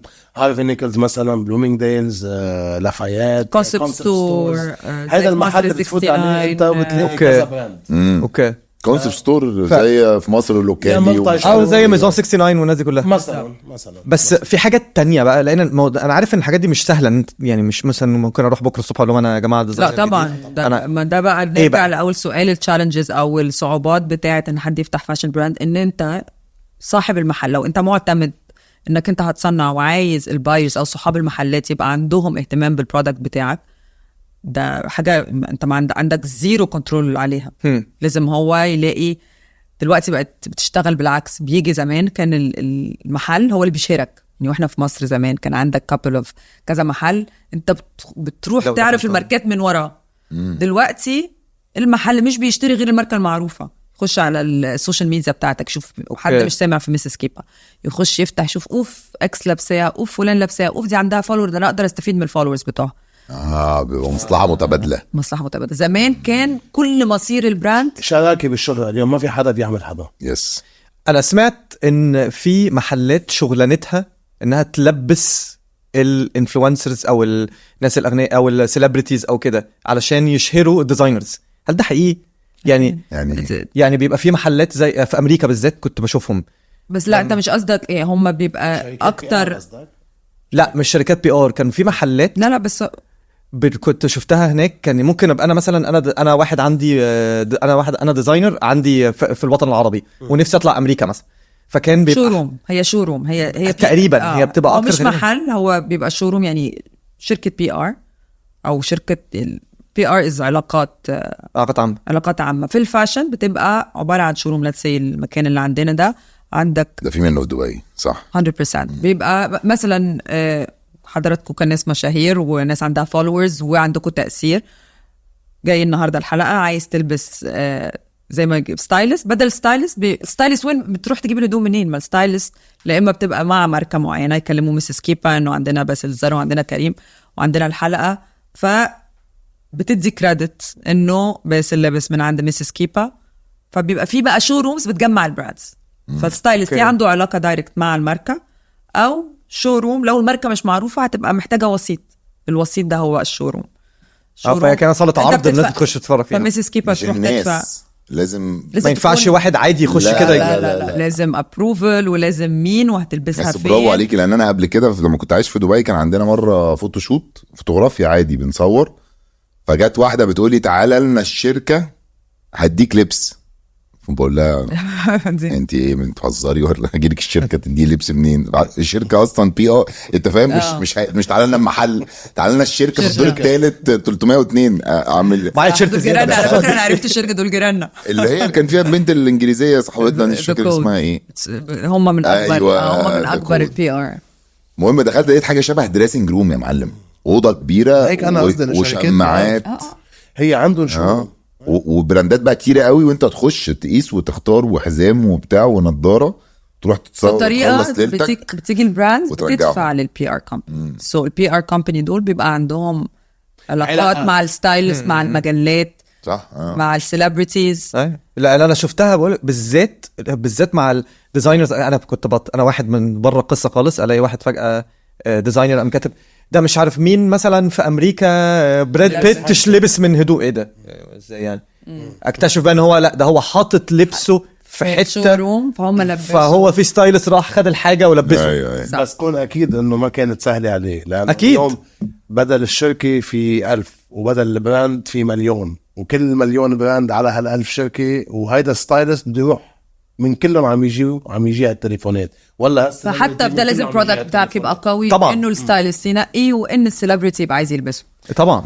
طب تعالوا نخش بقى في مستر كيبا وميسيس كيبا. وميسيس كيبا كعلامة تجارية برضو، انتوا 2 متجوزين شغالين مع بعض في شركة واحدة، طبعا انتحار شخصي لكل واحد منكم. يلا انا حستنى نورتنا وصلك حبيبي.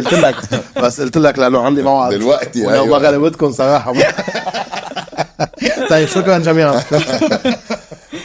انتوا مجانين يا جماعة؟ ليك ظاهر. لا مجانين، لانه خلينا نقول بعدها اصل هقول لك حاجة، بعدها كيس ستادي عم تندرس. معلش هقول لك على حاجة. تفضل.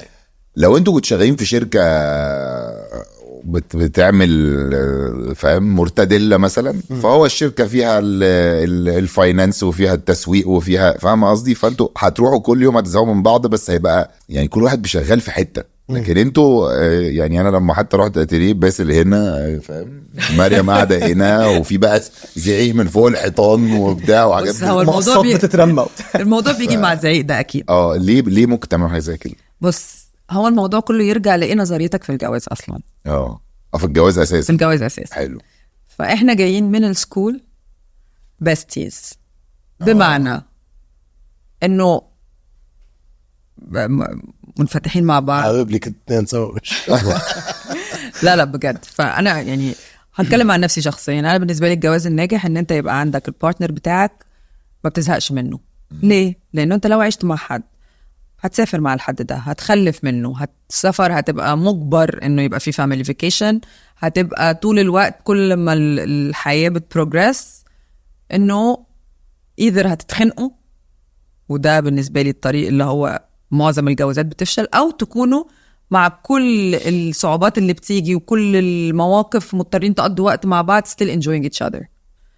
فانا باجي من السكول انه الكابل لازم يبقوا best friends، وباجي من السكول انه اتجوز your best friend، وده اللي حصل بيني وبين باسل. انتوا شغالين مع بعض؟ لسه ما خدتش اجابتي. هقول لك لا على فكره الموضوع شائك. انت جاي في حته حساسه جدا، يعني مش هقول لك لا بي ان غوث. خليك هيك يلا. بس كبد غاز. هديلك السيناريو التاني. الساعة بغمزك وبعمل هيك وشيل الكاميرا عليها ولا في حدا. لا بس الباد دايز are very bad day. يعني الأيام اللي فيها بتبقى وحشة أوي، بتبقى صعبة، بتبقى وحشة وبتروح. ما هو الأيام الوحشة مفيش مفر، بتبقى وحشة. هروح فين؟ بس هديلك سيناريو تاني. هنلعب دبل ساعات. السيناريو التاني إنه especially بالذات في عالم الموضة، ده عالم غريب ومختلف، وفي سبوت لايت وفي سفر وفي شهرة وفي تخيل لو أنا في العالم ده لوحدي وهو متفرج بشخصيته مش هينفع. شكرا. كان هيرمي بشخصية أي راجل. لا بشخصية باسل. بشخصية أي راجل شرقي. لا مش أي راجل. طب هقول لك على حاجة. 2024 الدنيا بقت بس طيب قولي قصدك إيه بشخصيته؟ بشخصية باسل اللي أنا عارفها لا طبعا مفيش الكلام ده. كانش هيسيبك تنطلق الانطلاق. لا بالعكس، هو سابني. هو لو تفكر فيها السوشيال ميديا سابني وهو لا معايا. هو بيتكلم لو ما كانش معاكي كان. انت بتقولي لو كان متفرج. لو كنت بس متفرج عم بطلع، ما عم بقول ما كان هالشي صار يعني نوين مي يعني. وانا ما كنتش هختار غير حد زي باسل. لا بس شفت على فكرة احترس مريم ترجع الى الوراء. لا بحقيقي خلينا نرجع للموضوع. تحت حاجه اصلا ما كانش قصدي خالص اخش. لا باي ذا واي الموضوع انا مهم كنت جدا. عايز اروح موضوع- على ميسيس كيبا ابتدت ازاي بس. يا سلام. لك اول شيء ابتدت ازاي اليوم. ايه مزبوط. انا جاي من تفكير شرقي، وافتخر بشرقيتي وبعربيتي وبرجولية الحمد لله اللي نحن فيها.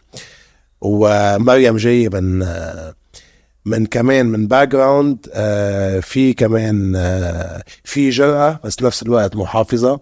في عندك احترام. عندك احترام. لا انا عم بحكي بالنسبه اللي انا معتنع فيه. الباك جراوند يعني بتاعتنا بجد شبه بعض، وكانت صدفة تامة. فاليوم المودرنزم او الاوبن مايندنس اللي هو الانفتاح اللي موجود، هو انفتاح بنفس الوقت في حدود كهرباء، يعني مسنة وكهرباء وسكاكين.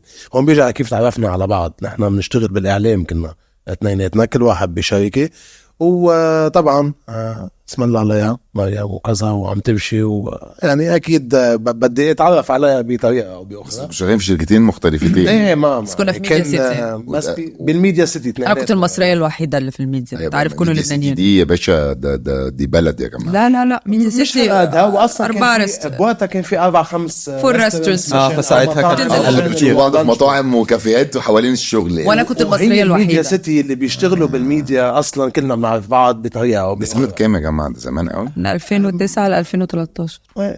فنحن جوزنا 2013، تعرفنا مع بعض بال 2010 اخر 2011. ازاي بقى رحت انت؟ تعرف من ورا كومن فريند في مشترك لإلي ولإلها انا اللي قلت له الصراحه كمان.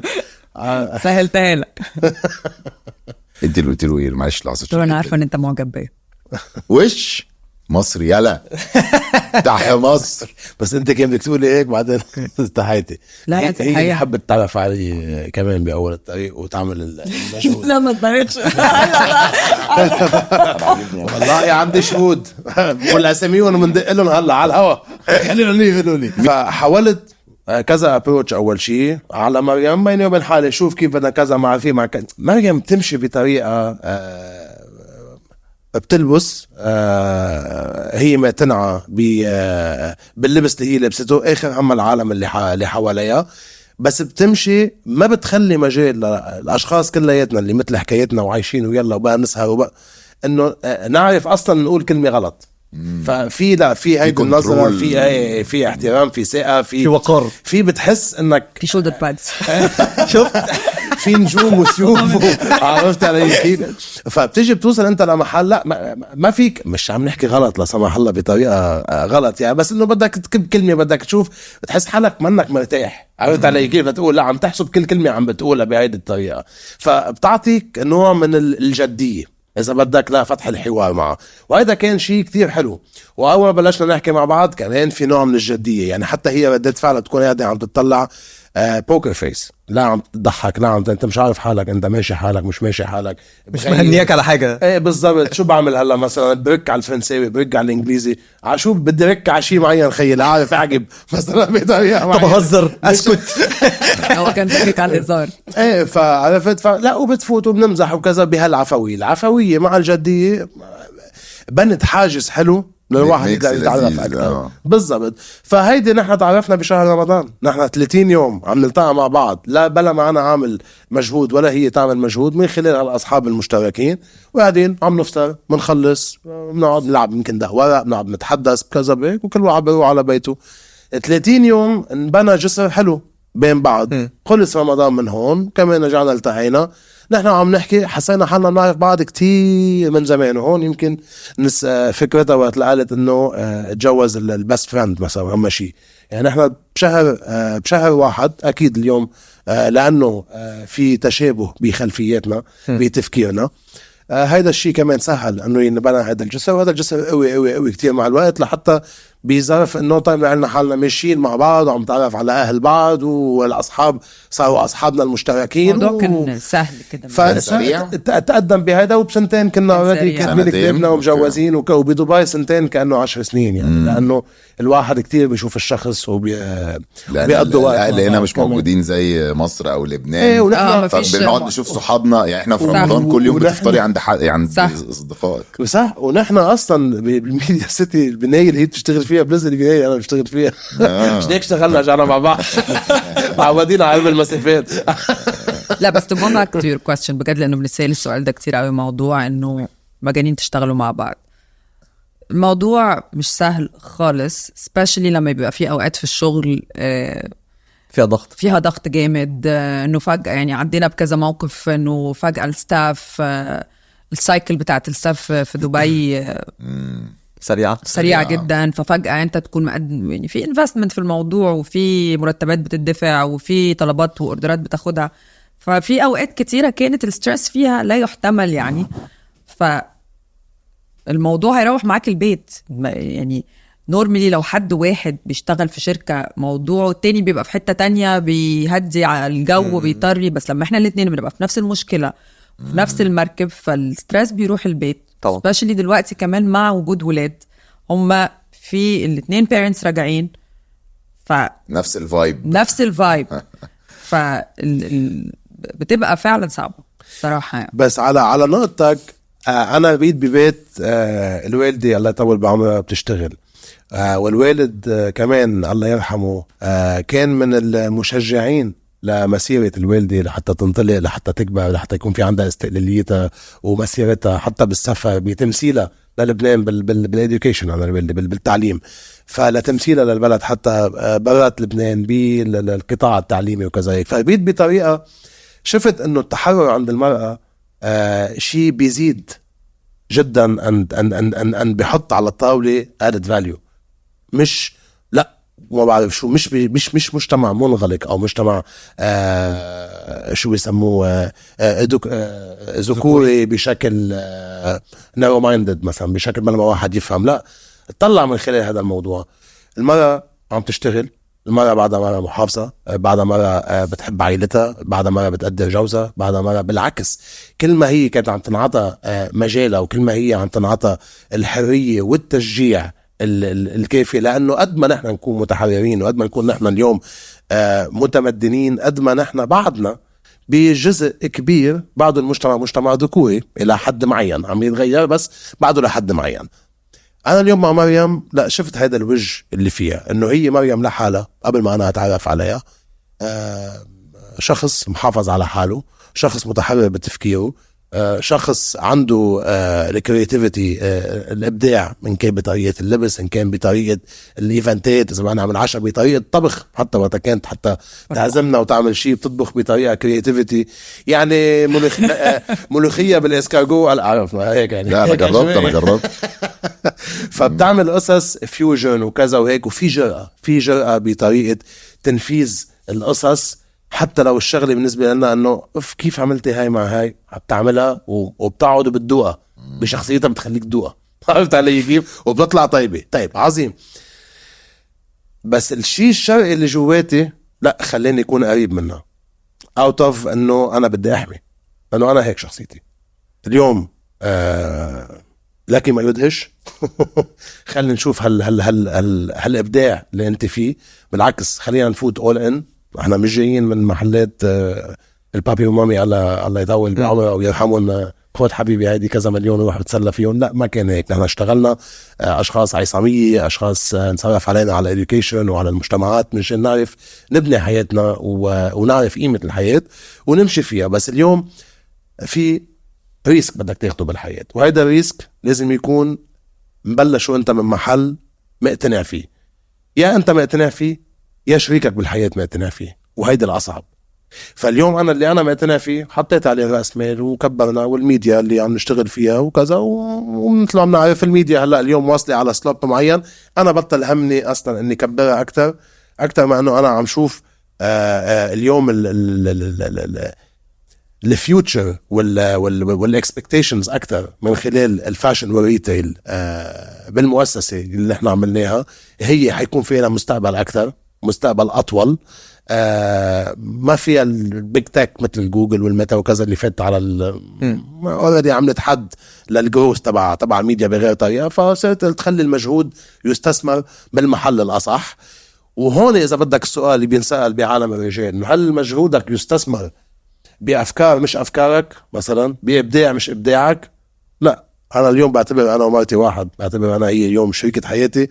وأنا اليوم إذا أنا عم حط أي مجهود هو لحتى يكمل هيدي المسيرة، لأنه بدك شخصين يقدروا تليد هيدي المركبة.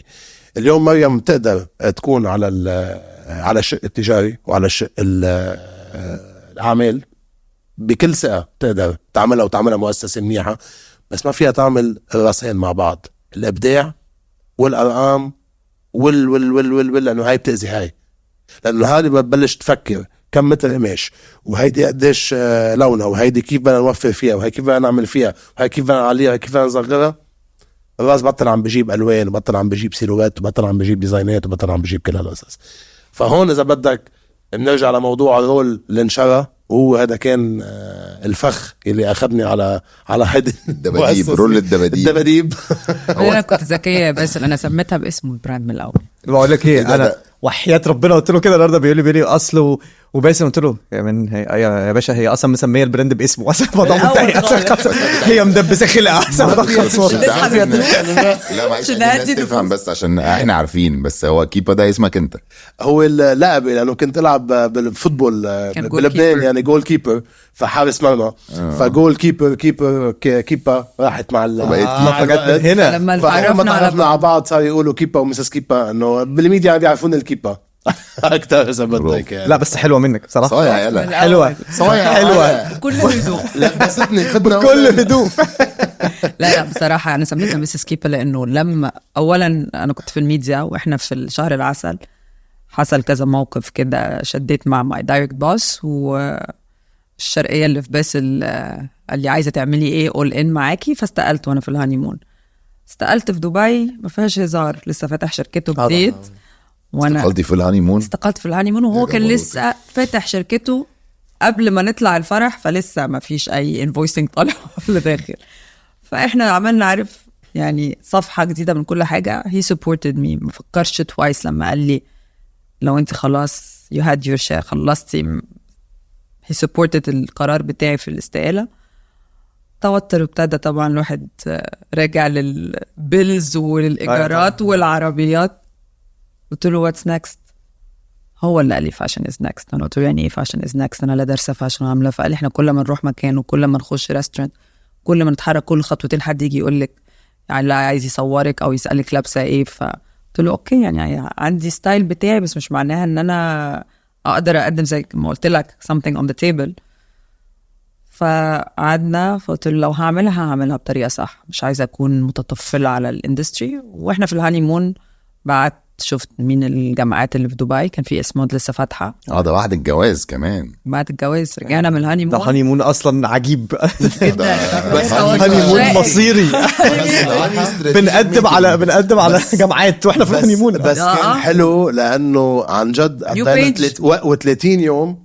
we had the luxury نقعد فيه 30 يوم قلنا once كنا بنخلص فلوسنا literally حنرجع فايتين بالحيط على الشغل عرفت فخلينا تو انجوي وصلنا بايظه هذا دافعين يجيب هالكم ليله زياده عادي هينين قدام البالك خي اللي راح مو نكمل لك هالكم ليله زياده خلصهم 30 يوم رجع فيهم على دبي عشان كده على شيل فكره من هون الصور خلي الصور بس للذكريات وبلش وهنا البارتنرشيب يعني اوريدي فكره انه هو هي empowered مي من الاول حد مؤمن بيا في حاجه ما شافش مني ما شافش اي برودكت ما شافش اي حاجه ففكره صعبه برضو ان انت ما كنتيش فاشل يعني ما صعبه يا مان بس مان تالنت لو راجل متوتر كان يقول لك ترجعي طبعا تقدمي على السي شغل طبعا بسرعه وهو لسه فاتح شركته فاوريدي المعادن مش بوشه يعني انه فعلا هو اكتر واحد امن فيا واكتر واحد شاف فيا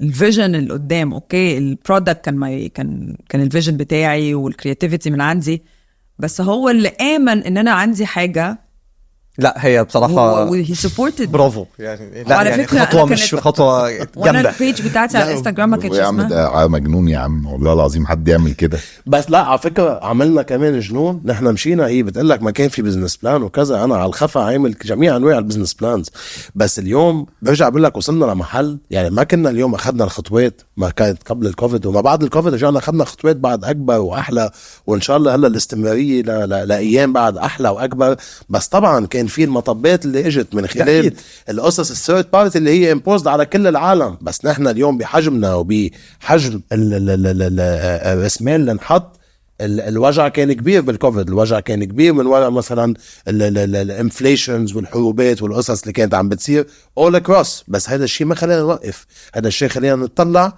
كل الوقت انه اليوم في براند هيدا البراند عم تنبنى البراند بدها فيول الفيول هي بالابداع الابداع هي بالبرودكت فاليوم عندك 3 انواع تطوير باي بزنس بالعالم عندك البراند ديفلوبمنت عندك البرودكت ديفلوبمنت وعندك البزنس ديفلوبمنت اكترية العالم تستجمع على الخطوه الثالثه اللي هي البزنس ديفلوبمنت اللي هي ات اول تايم بكل الوقت البزنس ديفلوبمنت هي اساسيه باول وحده وثاني وحده لانه بالنهايه مش عم تقعد تزقف لحالك بدك تشوف العالم اللي عم تشتري قديش عم تحب البراند كيف عم ترجع تجي كيف وعم تبني انت الكوميرشال اسبكت بس اليوم التركيز الاساسي والاول والاخير اللي هو كنا دائما نجي نقول لا البزنس ديفلوبمنت هلا في كوفيد في نريح، مش حنعمل مثل الموجة نركبها انه اليوم كل العالم شو عمل، او مش كل العالم، اكترية الناس شو عملوا بالكوفيد؟ بيجامات، لاونج وير، يلا بيع من هون لحتى يمشوا العجلة. نحن قلنا لا it's too early.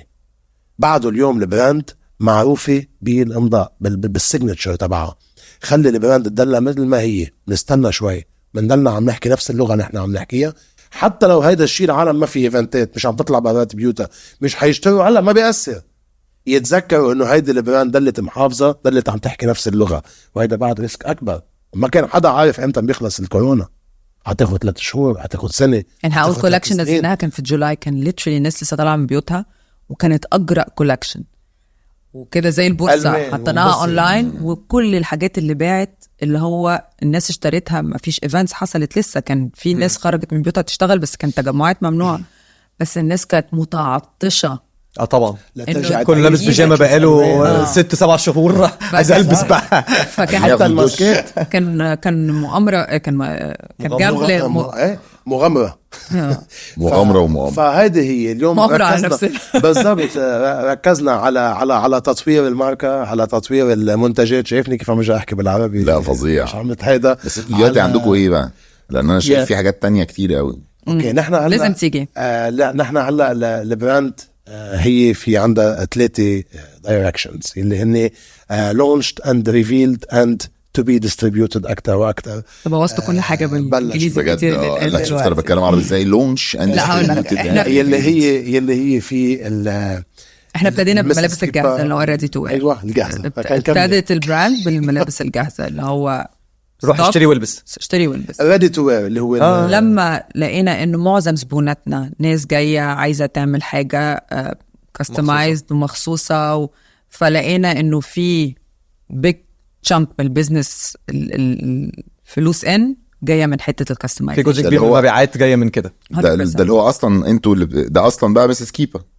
لا ما هي كانت لا اللي هو بس هي اتعرفت فكره انه حد رايح مناسبه وعايز حاجه. هذه اللي قلتها كمان نقطه. ما هو بقول لك فرح ومش فرح، فرح ومش فرح، بس هي كانت اكتر سبيشال ايفنت. الفساتين هيدا بترجع النقطه اللي كانت عم تحكي فيها مريم، انه حتى الملابس الجاهزه يلي معروف فساتينها مثلا بالمصانع قصص سمبل بتنعمل، ولا دايكات هو اللي بيكونوا مخزقين بطريقه مقصقصين، كانوا عم ينعمل بطريقه كانه شغل اشغال يدويه اللي هي الكوتيور. لا هي كانت اللي هي بتبين بس عمول الطريقه الاشغال اليدويه اللي هن بس معروفين هيك.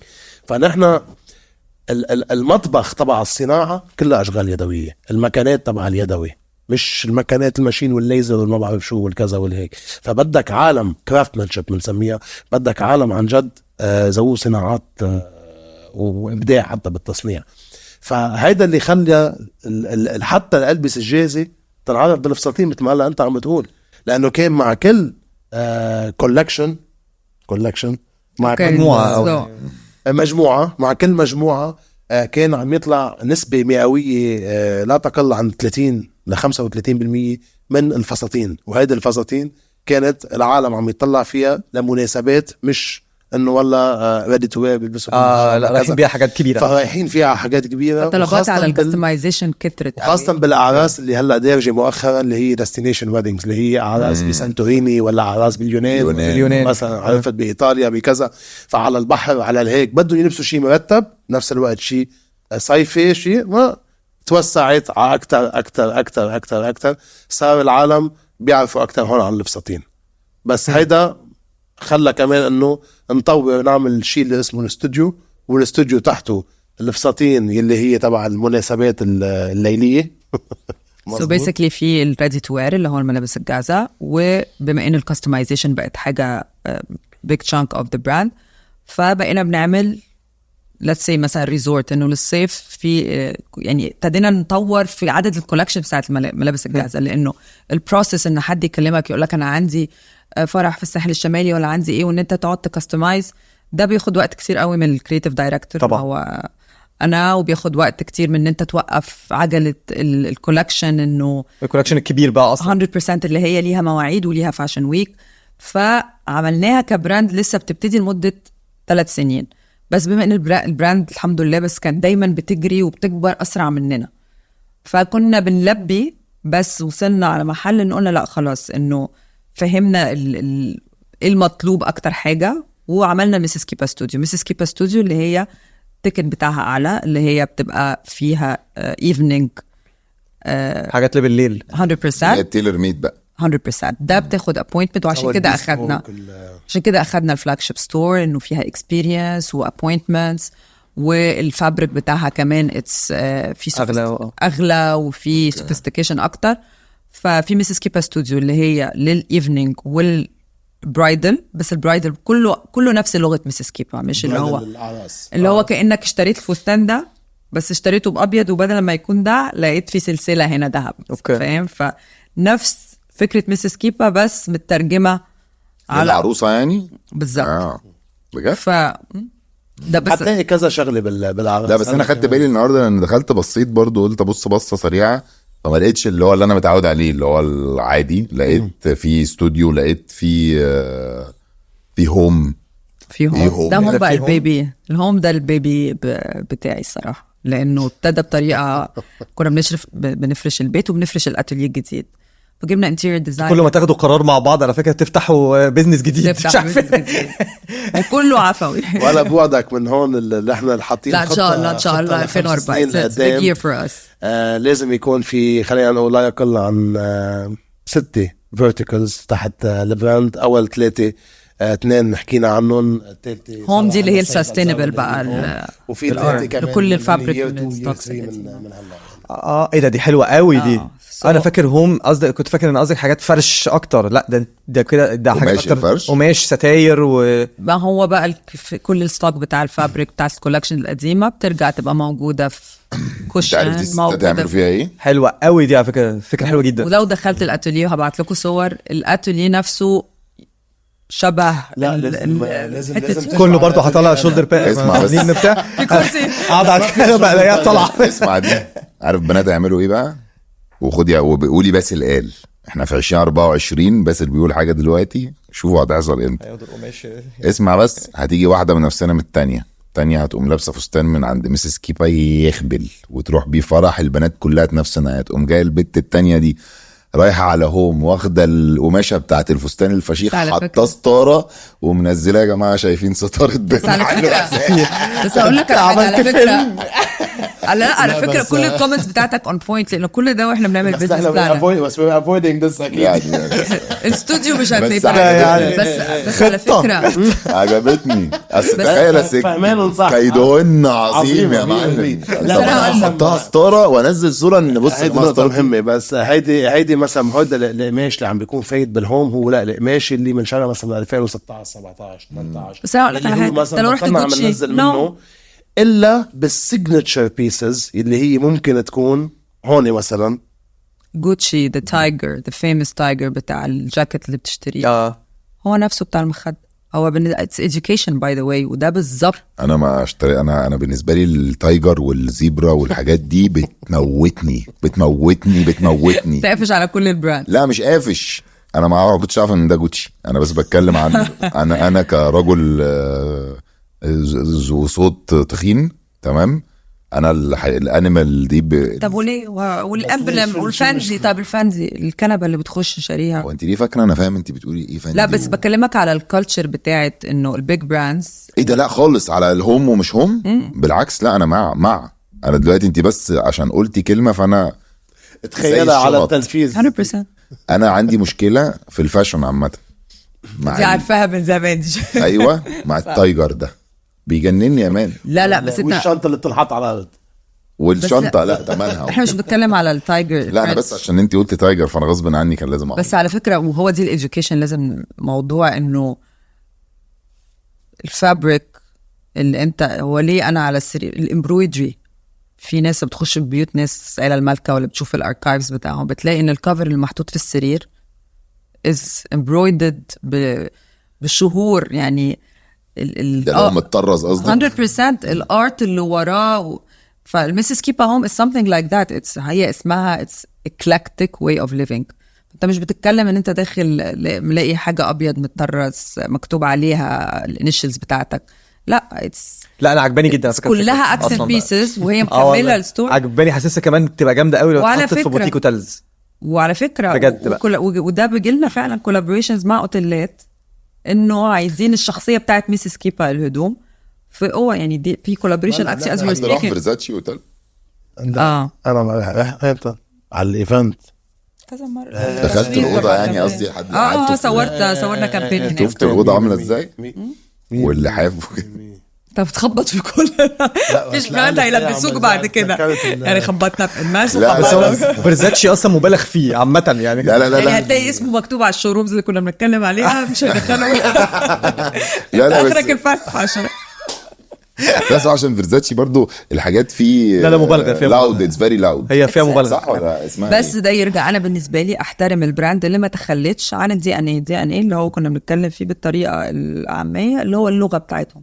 لما تخش مكان انت عارف ان انت فيرساتشي تتفق معاه لا لا تمام تتفق لا معاه لا، هو هيبقى طالع من عينيك طبعا وده اللي طبعاً. هيفضل. وعايز اقول لك انا عشان بس نصلح المعلومه، هو انا اتبسطت جدا في الاوتيل يعني الاوض لا، فظيعه وبتاع. انا بس انا ما بفرش بس انا ما بفرش بيتي كده. انا واحد دماغي، انا بقول لك ما بحبش الانيمال برنت. يعني انا بشوف التايجر بيجي لي حاله عصبيه، ببقى مش عايز ابص على الشخص اللي لابسه. بس اما دخلت الاوضه لقيته لقيت بقى فاهم تايجر اللحاف والحاجات وبتاع، بقيت يا خبر. لا بس ده نجاح فظيع انه تبقى عارف من غير ما تبص على لوجو ولا حاجه انه دي مين البراند. طب إيه فبتعملي دلوقتي كولابوريشن مع البوتيك هوتيلز ولا لسه بتفكروا؟ لا we've been approached by a very big حلو قوي. في اذا بدك للهوم في خطه لحالها عم تنحط وعم تندرس ديفينتلي مع الاوتيلات. في كذا توكس ديسكشنز عم ينحطوا وعم ينحكوا وكذا وهيك. كله حيجي بوقت ان شاء الله. طبعا.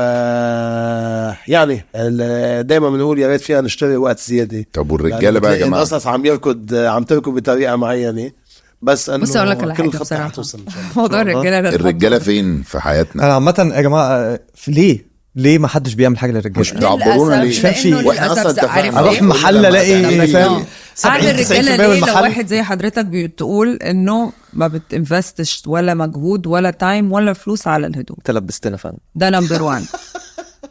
وباسل الاخر بزنس اونر اوف ميسيس كيبا نفس الموضوع عنده. الرجاله براكتيكال في ازاي لبسهم. ثبتتنا كده؟ برافو، رد ممتاز. وانا هفضل كده على فكره.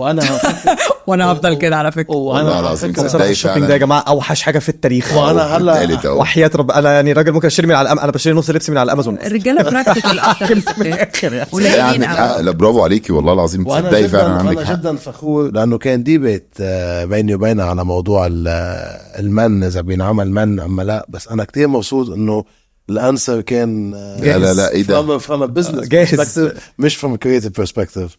والله فخور جدا فيك. أي هيدا خدمة. هيدا الكوست افيشنسي. لا بس هيدا برافو. الصح. برافو. بس اقول لك على حاجه، بس ثبتيني. الرجاله اللي بتصرف بس ذوقهم very loud في الهدوم. نمر بعد الصبح ايوه وبيصرفوا اكتر من الستات. فعلا.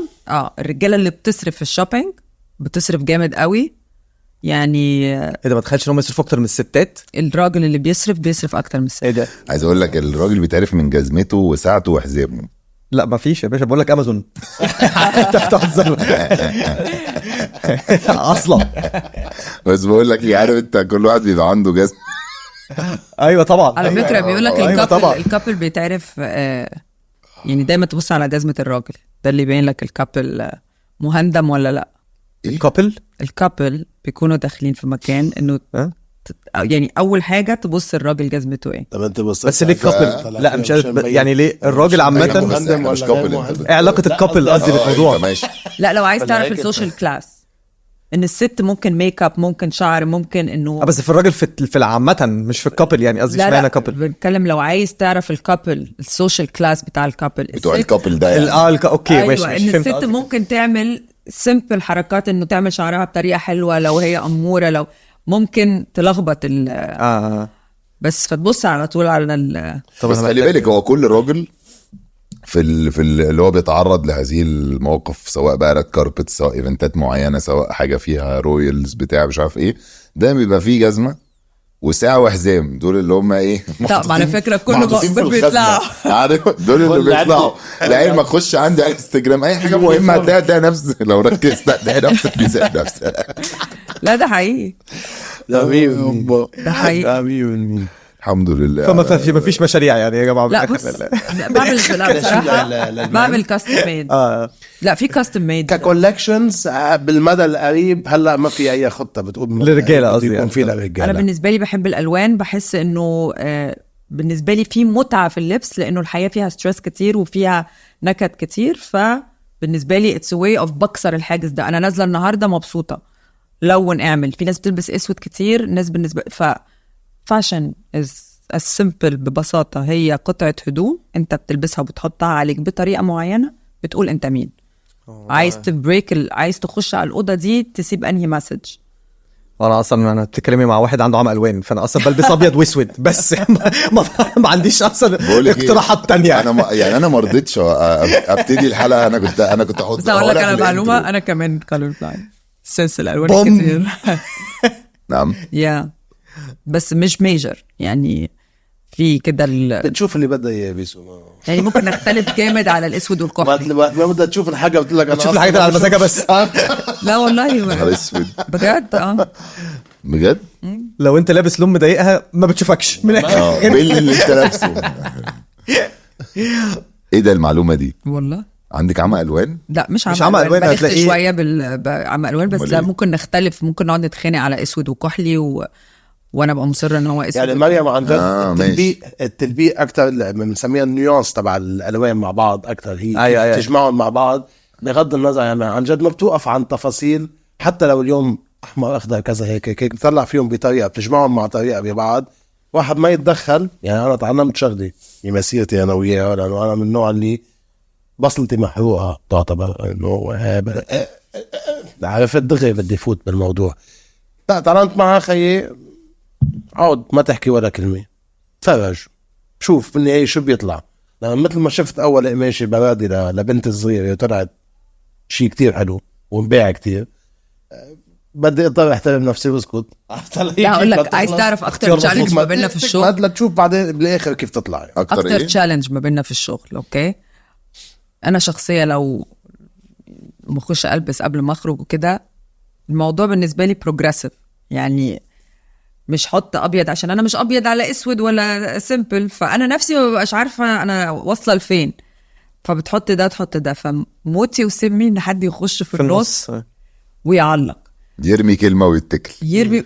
انا ده كانه شفت عفاريت بتتنطط قدام ده حتى ايوه كانك قاعده بترسمي لوحه مثلا، واحد جاي في النص يقول لك على فكره لسه مش حلوه يا عم. ايوه انا عارف انا قريت انت قلت كده وانا فتخيل لو سمحت. فده في الحياه الشخصيه. تخيل بقى في الشغل، اوكي انت بتعمل كولكشن او بتعمل ولسه بتقيس وبتديفلوب، وحد راح دخل رامي لك كلمه، بس انت عارفه انا بس الفتحه دي كبيره لا زايده قوي مش عارف، وانت لسه بتكون بتقول بسم الله في الديزاين. ايوه لا بس لا اكيد فده اكتر تشالنج في الشغل. هلا انا قلت شغلي، قلت انه تعلمت شغلي، انا بس بنديك كده شويه سبايس قبل ما نخلص. ايه تعلمت شغلي، بس مش يعني عم نفذها، يعني تعلمتها وبعرفها بس ممكن ما نفذها. يعني ممكن بقى لحظه اخش وشو هذا ده بديل تاني ده بديل انا ما بفهمش ولا ايه برضه صدق. طب لا هو بس على فكره لا تو جيف ات تو مي وين شو مش عم بتعاطى بشيء. بالعكس انا صرت انا مثلا بجيب يعني بالقماش، واليوم انا لنسبه كتير كبيره مهتم بالسورسينج مع المصانع مع الكذا مع الهيك، شو بدنا نجيب، شو بحكي انا وياهم، شو بيبعتوا سواتشز الالوان كذا هيك، صرت بعرف بطريقه او باخرى شو اكثر شيء بده ينحط لهذا البزنس. ف منشوفهم بعض الدايركشن معين. لا صرت حتى في قصص معينه انا لو هي جايبتهم كنت احول عنهم ستاير، صرت انا مثلا بقول لها هذا اللون شو، قلت لي كذا شو منه الوان تانية فصرت بدك تحكي لغتها. وهيدا اذا بدك ككابل الواحد في مثل سكيزوفرينيك ابروتش بالحياه اللي هو انفصام الشخصيه. بدك تكون هذا اللي بيعمل النجاح، هو انك انت اليوم اعطي خبزك للخباز لو اكل نصه، لما اليوم مصلحتها شو دخلني انا. اختصار الموضوع صعب بس ربنا سترها. هو ده اصلا عنوان الحلقه. لا هو ده عنوان الحلقه، ربنا سترها. عشان يعني برضو مش not to mislead، لانه بجد موضوع صعب. يعني بتيجي ايام بنقعد نضحك بعد ما الموضوع يكون يعني فرقع فظيعه وبنضحك، فهو صعب بس ربنا سترها. ليك ما في شيء مستحيل بس هو صعب. اخبار اختك ايه؟ الحمد لله. انت عارف ان اختها برضو برضو ديزاينرز، ياسمين يايا. ياسمين يايا برايدل ابتدت وكوتشيغيه يعني انا عارف الاسم جامده يعني تايكونا. كانت لازم تبقى معانا النهارده الصراحه. عمركم ما فكرتوا تعملوا؟ يا لهوي فكرنا 1000 مرة وابتدينا وعملنا اسم للبراند وعملنا سكتشز. يعني إذا أصعب تشتغل صعب مع جوز، مع الأخت أصعب. فإحنا اخترنا إنه لا ومدارس مختلفة، الأخوة أهم من أي بزنس وأهم من أي فلوس. يعني وصلنا إلى تصالح. نحن تورطنا مع بعض يعني. لا هقول لك ليه. طب انتي قصتك هانيمون وبتاع ورجعتي درستي وابتديتي هي بقى اللي كانت فاشن من زمان؟ ياسمين لا كانت ميديا كمان. وبعدين لا محدش فينا درس. وبعدين سمعت، بس ما اعرفش ممكن تبقى معلوماتي خاطئه 100%، سمعت ان جدتكم ليها علاقه بالموضوع. الموضوع ابتدى كله بجدتي. هي جدتي فرنساويه، ماما وكانوا Europeans practical او عمليين قوي. فكانت النوع اللي عندها البورد ده الجيرمان ماجازين بتقعد بتفسر لماما واخواتها. ايام زمان لما نقلت على مصر ما فيش اتخضت من الذوق فاضطرت تلجأ للتالنت بتاعتها. فماما نفس الموضوع واخواتها. فمن واحنا صغيرين ماما بتعمل لنا كل هدومنا انا وياسمين. يعني كبرنا ترابيزه السفره دي بتستخدم اكتر للقص علبه الشوكولاته الماكنتوش 100% طبعا يا باشا، كواليتي ستريت بالظبط. مفيش كلام. فمن واحنا صغيرين عشان كده على فكره لا انا ولا ياسمين درسنا ولا انا وياسمين اشتغلنا في الفاشن في الاول، لانه ما كناش منبهرين. ان بالنسبه لنا الموضوع ده في البيت عندنا عادي جدا. يعني فكره الفاشن مش مبهره ومش. فياسمين طول عمرها عندها الشطاره بتاعه المكنه وتقعد والتفاصيل. انا شخصيه غير صبوره بالمره وما بحبش التفاصيل. يعني شخصيه هوليستيك، بحب الستايلينج. فماما تعمل بنطلون اقول لها لا لا لا كبري. يعني هي بتقص الباترن زي المجله. فانا فاكره اول بنطلون كان عندي 8 سنين، شارلستون كان لسه طالع، ولونه في المجله اسود وشارلستون ضيق وطالع. انا اخترت قماشه حمراء وعملته قد كده. فطول عمري عندي المبالغه في السيلوات اللي غير اللون.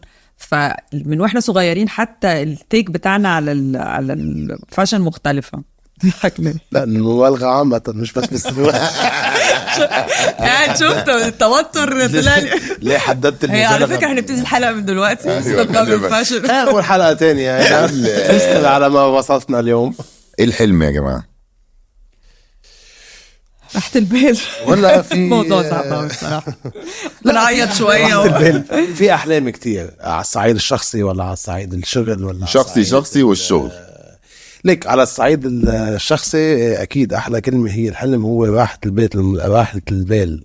اليوم هذه اهم حلم، وبعتبره حلم لانه من الصعب واحد يقدر يوصل له بواقع الحياه اللي نحن عايشينه اليوم. يعني كان يوم مجوزين عم نشتغل، حتى لو كل واحد بغض النظر عم يشتغل مع بعض ولا ضد بعض ولا مع بعض ولا شو، أولاد، زواج، شغل، حياة، مثل ما شايفين تغيرات سريعة قوي ولكن طبعا الواحد عنده هيدا الحلم أتمنى يلحق راحة البيت والهداوة. بص بيج دريم للبزنس بصراحة كان حاجة وبقى حاجة تانية خالص. قبل الحرب والحصل كان ايه وبقى ايه؟ كان طبعا زي اي حد انه الانترناشنال ابروفل، فكره انه بره يشوفوك ويوافقوا عليك، تبقى الابروفل تبع ان انت مميز، ان انت سيلبرتي، انت تمام، انت بتعرف تعمل، انت كبير، مستني يقول لك دايما انت كبير. وعشان كده قلت لك النط على السرير لما جالنا موضوع باريس فاشن ويك، وانه الانبهار بفكره ان احنا كنا من الوحيدين الشوزن وان بعد الاكتشاف. واحنا كلنا طول عمرنا عارفين في الباك اوف اور مايند كده انه في عنصرية، وكلنا كنا مختارين نطنش ونقول اكيد لا، اكيد مش الكل، اكيد. لما رحنا باريس منظر من بره كان عظيم وكبير، وشوفنا العنصرية، مع ان انا يعني انا معايا الجنسيه فرنساوي وباي بلاد وولادي فرنساويين، الواحد فاكر رايح. وفي كل انترفيو طبعا كنا بنقول لما لقينا القصة بتدفع نقول Egyptian French، ونقول دايما بتحطها في الصدارة انه حاجة بتديلك، لانه هي الطريقة هي ماشية كده. بس لما رحنا هناك وشفنا انه no you're not French، الحمد لله جبنا PR agency اللي هم بيعزموا الناس، وجالنا الكومبلمنتس او كل المجاملات اللي كانت بتيجي المفروض ان احنا نتبسط، بس especially انا كانت عم تجي باستغراب انه انه بعد شوي هي ماركة جايين جاية عرب من العرب. وعندكم هيك شيء احنا ما تخيلناش كده او من المنطقه العربيه مثلا داخل بقى اتيتيود المخلوق وخارج. فالمفروض لا انا ما كانتش حاجه ابدا تحسسنا انه زعلنا جامد. ولما قعدنا مع البي ار ايجنسي بعد كده وبنسال على، احنا كنا بنسال سؤال طبيعي جدا، مين جه ومين ما جاش، ومين عمل مين كتب عن الايفنت ومين ما كتبش. فهم كان في مش عارفه ديفنسيف اتيتود انه دول ما جوش عشان، يعني كان شفنا كده جو. فباسل قال لهم عشان ايه؟ احنا كنا بنسال، احنا كنا مبسوطين جدا الحمد لله with such a great success بس الديفنسيف اتيتود اللي شفناه. فباسل قال عشان ايه؟ عشان خايفين ان انتوا تتهموه من اصلا من اول كلاينت، علاقه كلاينت وايجنسي دايما بيحصل. فاللي هو عشان ايه؟ انه عشان عرب، لانه بالنسبه لهم العرب يا بيعمل في الملابس الجاهزه عبايه، وفي الكوتور بيعمل بروم دريس. عارف البروم دريس السدادة؟ هيك هن بدهم يقتنعوا. هيدا مش هي ما خاصة بالصراحة، بس هيدا هو إذا بدك المفهوم. هلأ كمان هيدي تجربة، مش يعني كلياتهم بيعملوا هيك. بس كان أول طعم وحش بس هيدا اللي كنت عم أقوله إذا بدك بأول قعدتنا، إن اليوم من الصعوبات واحد يطلع من هون لبرا غير إنه يطلع من برا لبرا أو من برا لهون. لأنه اليوم اللي طالع من المنطقة، أول شيء إن كان الهاوسز او الفاشن هاوسز، الماركات الكبيره، الالفا معاش والجوتشي ولا كلهم اوكي، طلعوا يا من يوروب يا من الستيتس، يعني ايطاليا فرنسا امريكا. اوريدي هالبلدان صدرت كتير اسامي عالميه كتير كبيره. من بعدها بالمنطقه العربيه كان في لبنان، مش لأن لبناني بس اليوم لبنان. لا فعلا هي لبنان الذوق وترند ساترز، يعني طلع أسامي معهم. وكان اوريدي عم بتبادل الحضارات من خلال لبنان، بلد صغير وبقلبه اختلاط وبقلبه انفتاح وبقلبه هالقصص، كمان سهل هالموضوع.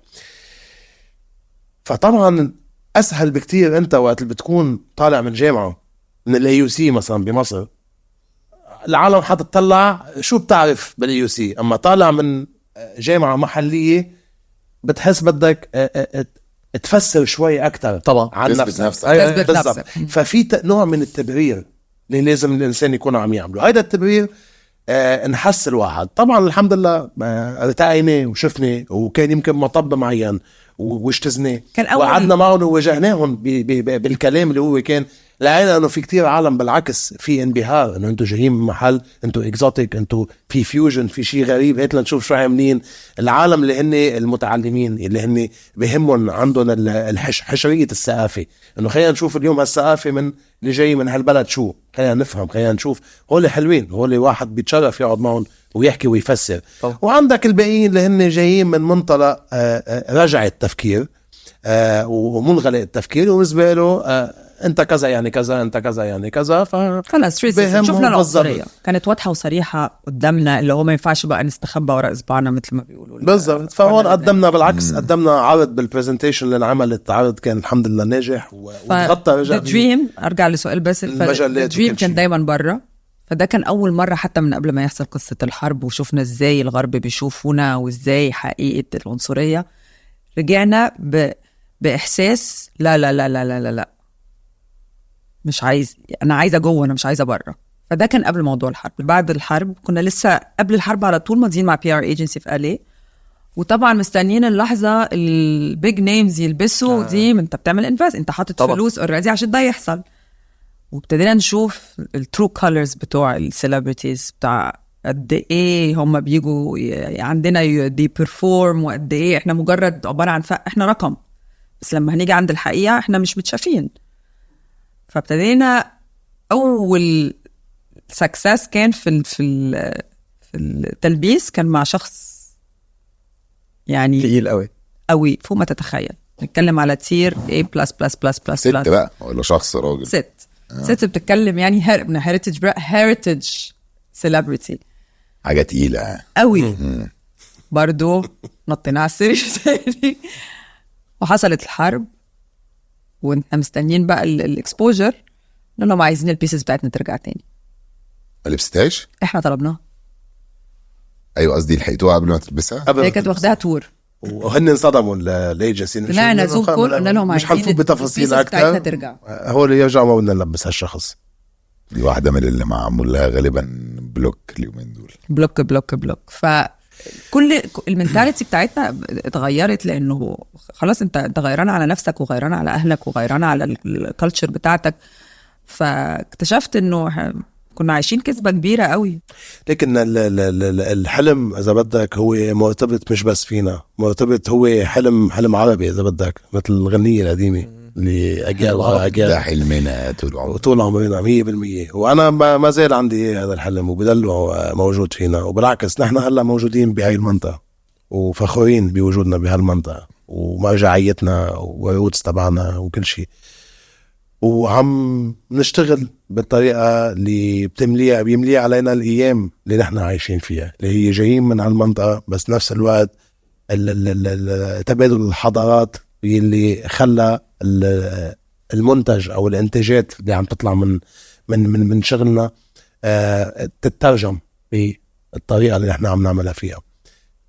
فالحلم هو إنه نحن والمنطقة نكون عم نكبر أكتر، ونكون عم نحط شروطنا على المناطق اللي برا.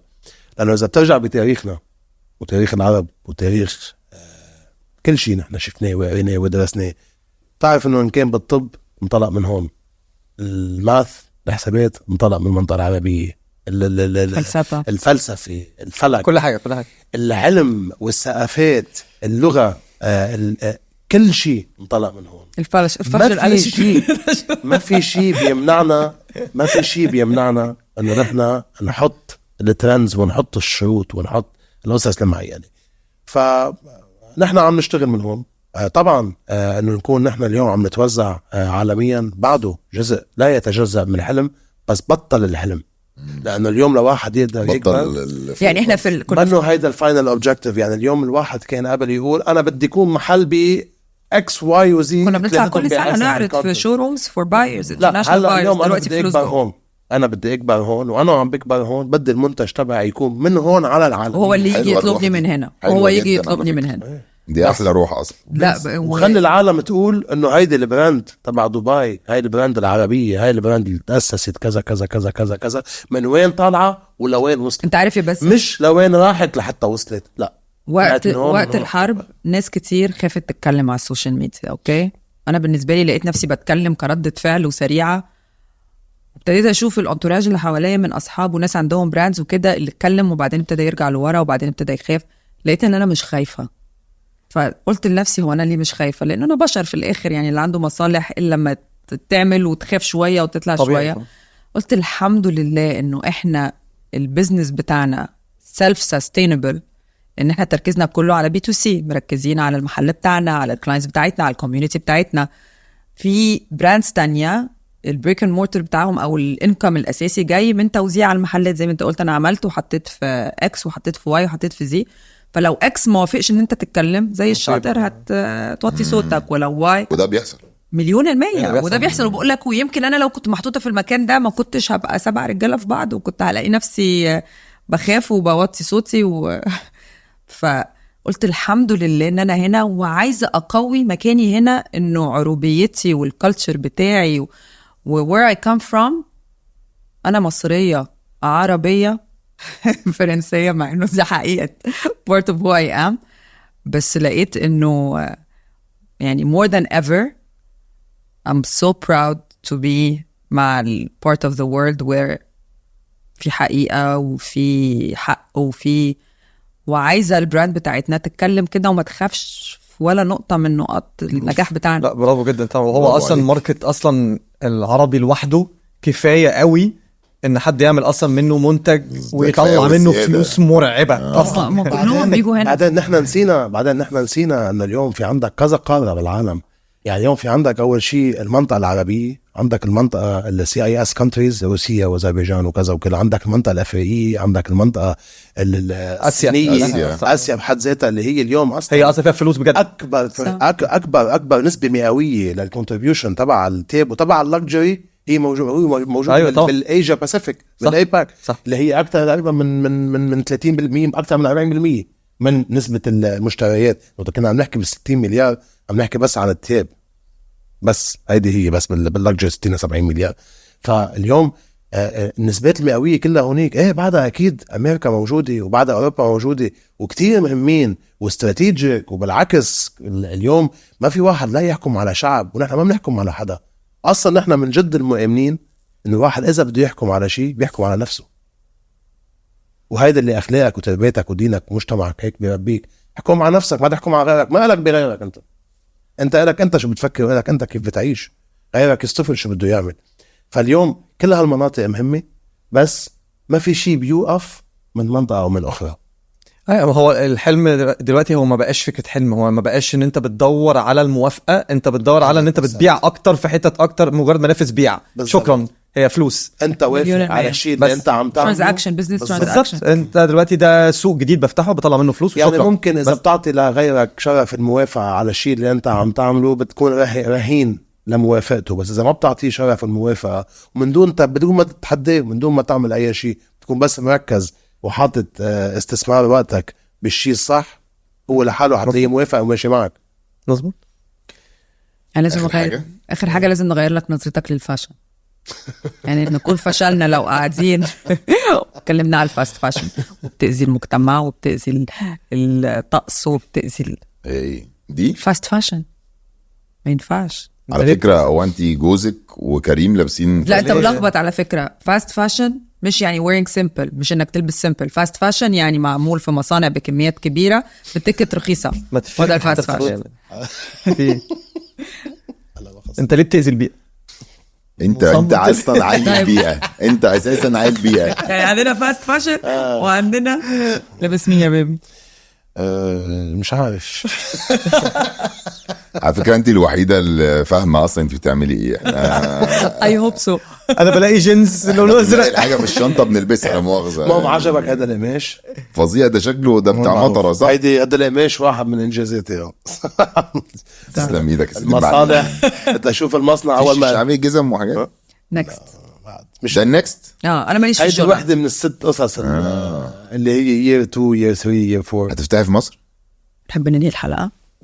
انا بنهي الحلقه. لا على فكره انا بيج ماركت عندنا مصر، يعني طب إيه؟ very loyal customers، بس انا بغير على حاجتي قوي. يعني ما احبش تبقى محطوطه وانا مش مسيطره عليها. احب الناس تيجي. لا احنا عايزين نكبر دي بقى انت هتدخلنا بقى في خناقه ملهاش رجوع. لا وبعدين انت بقى عندك محل دلوقتي. لا بس اقول لك على حاجه. لا حيكون في تواجد بمصر، بس بوب ابس اكتيفيشن. بعد مش معروف اذا تواجد لونج تيرم ولا بالضبط بوب ابس. اكيد الانكلينيشن توردز تواجد حاجه هتبقى لو كام يوم. انا بالك حاجتك. انت فاهمه انا كميه التليفونات اللي بتجيلي عشان هم عارفين ان احنا اصحاب. بعد الحلقه دي انا هاخد كوميشن. ماشي. لا الكلام مش معاك اصلا. انا هاخد كوميشن عند الموضوع باي ذا واي. بنخلص بس بدك تيجي على اول شيء، لا تيجي على الشو. لا طبعا انا باجي اصلا نقعد نشرب شاي ونقعد نرغي. عندك حاجه يا كيمو؟ لا انا كده 100. هتغير طريقه لبسك؟ هفكر بس انا اشوف الالوان الاول، بس بعد كده مش لازم الوان على فكره. لا على فكره مش لازم. لا اي نو. ايوه مش لازم الوان. اشوف الاول شوف وافهم الالوان. هجيب النضاره اللي هي عارفه في نضاره كده بتخليكي تشوفي الالوان هلبسها. لا هعمل لك ابيض واسود. اوكي ماشي والنبي والله العظيم. اي حاجه فعلا.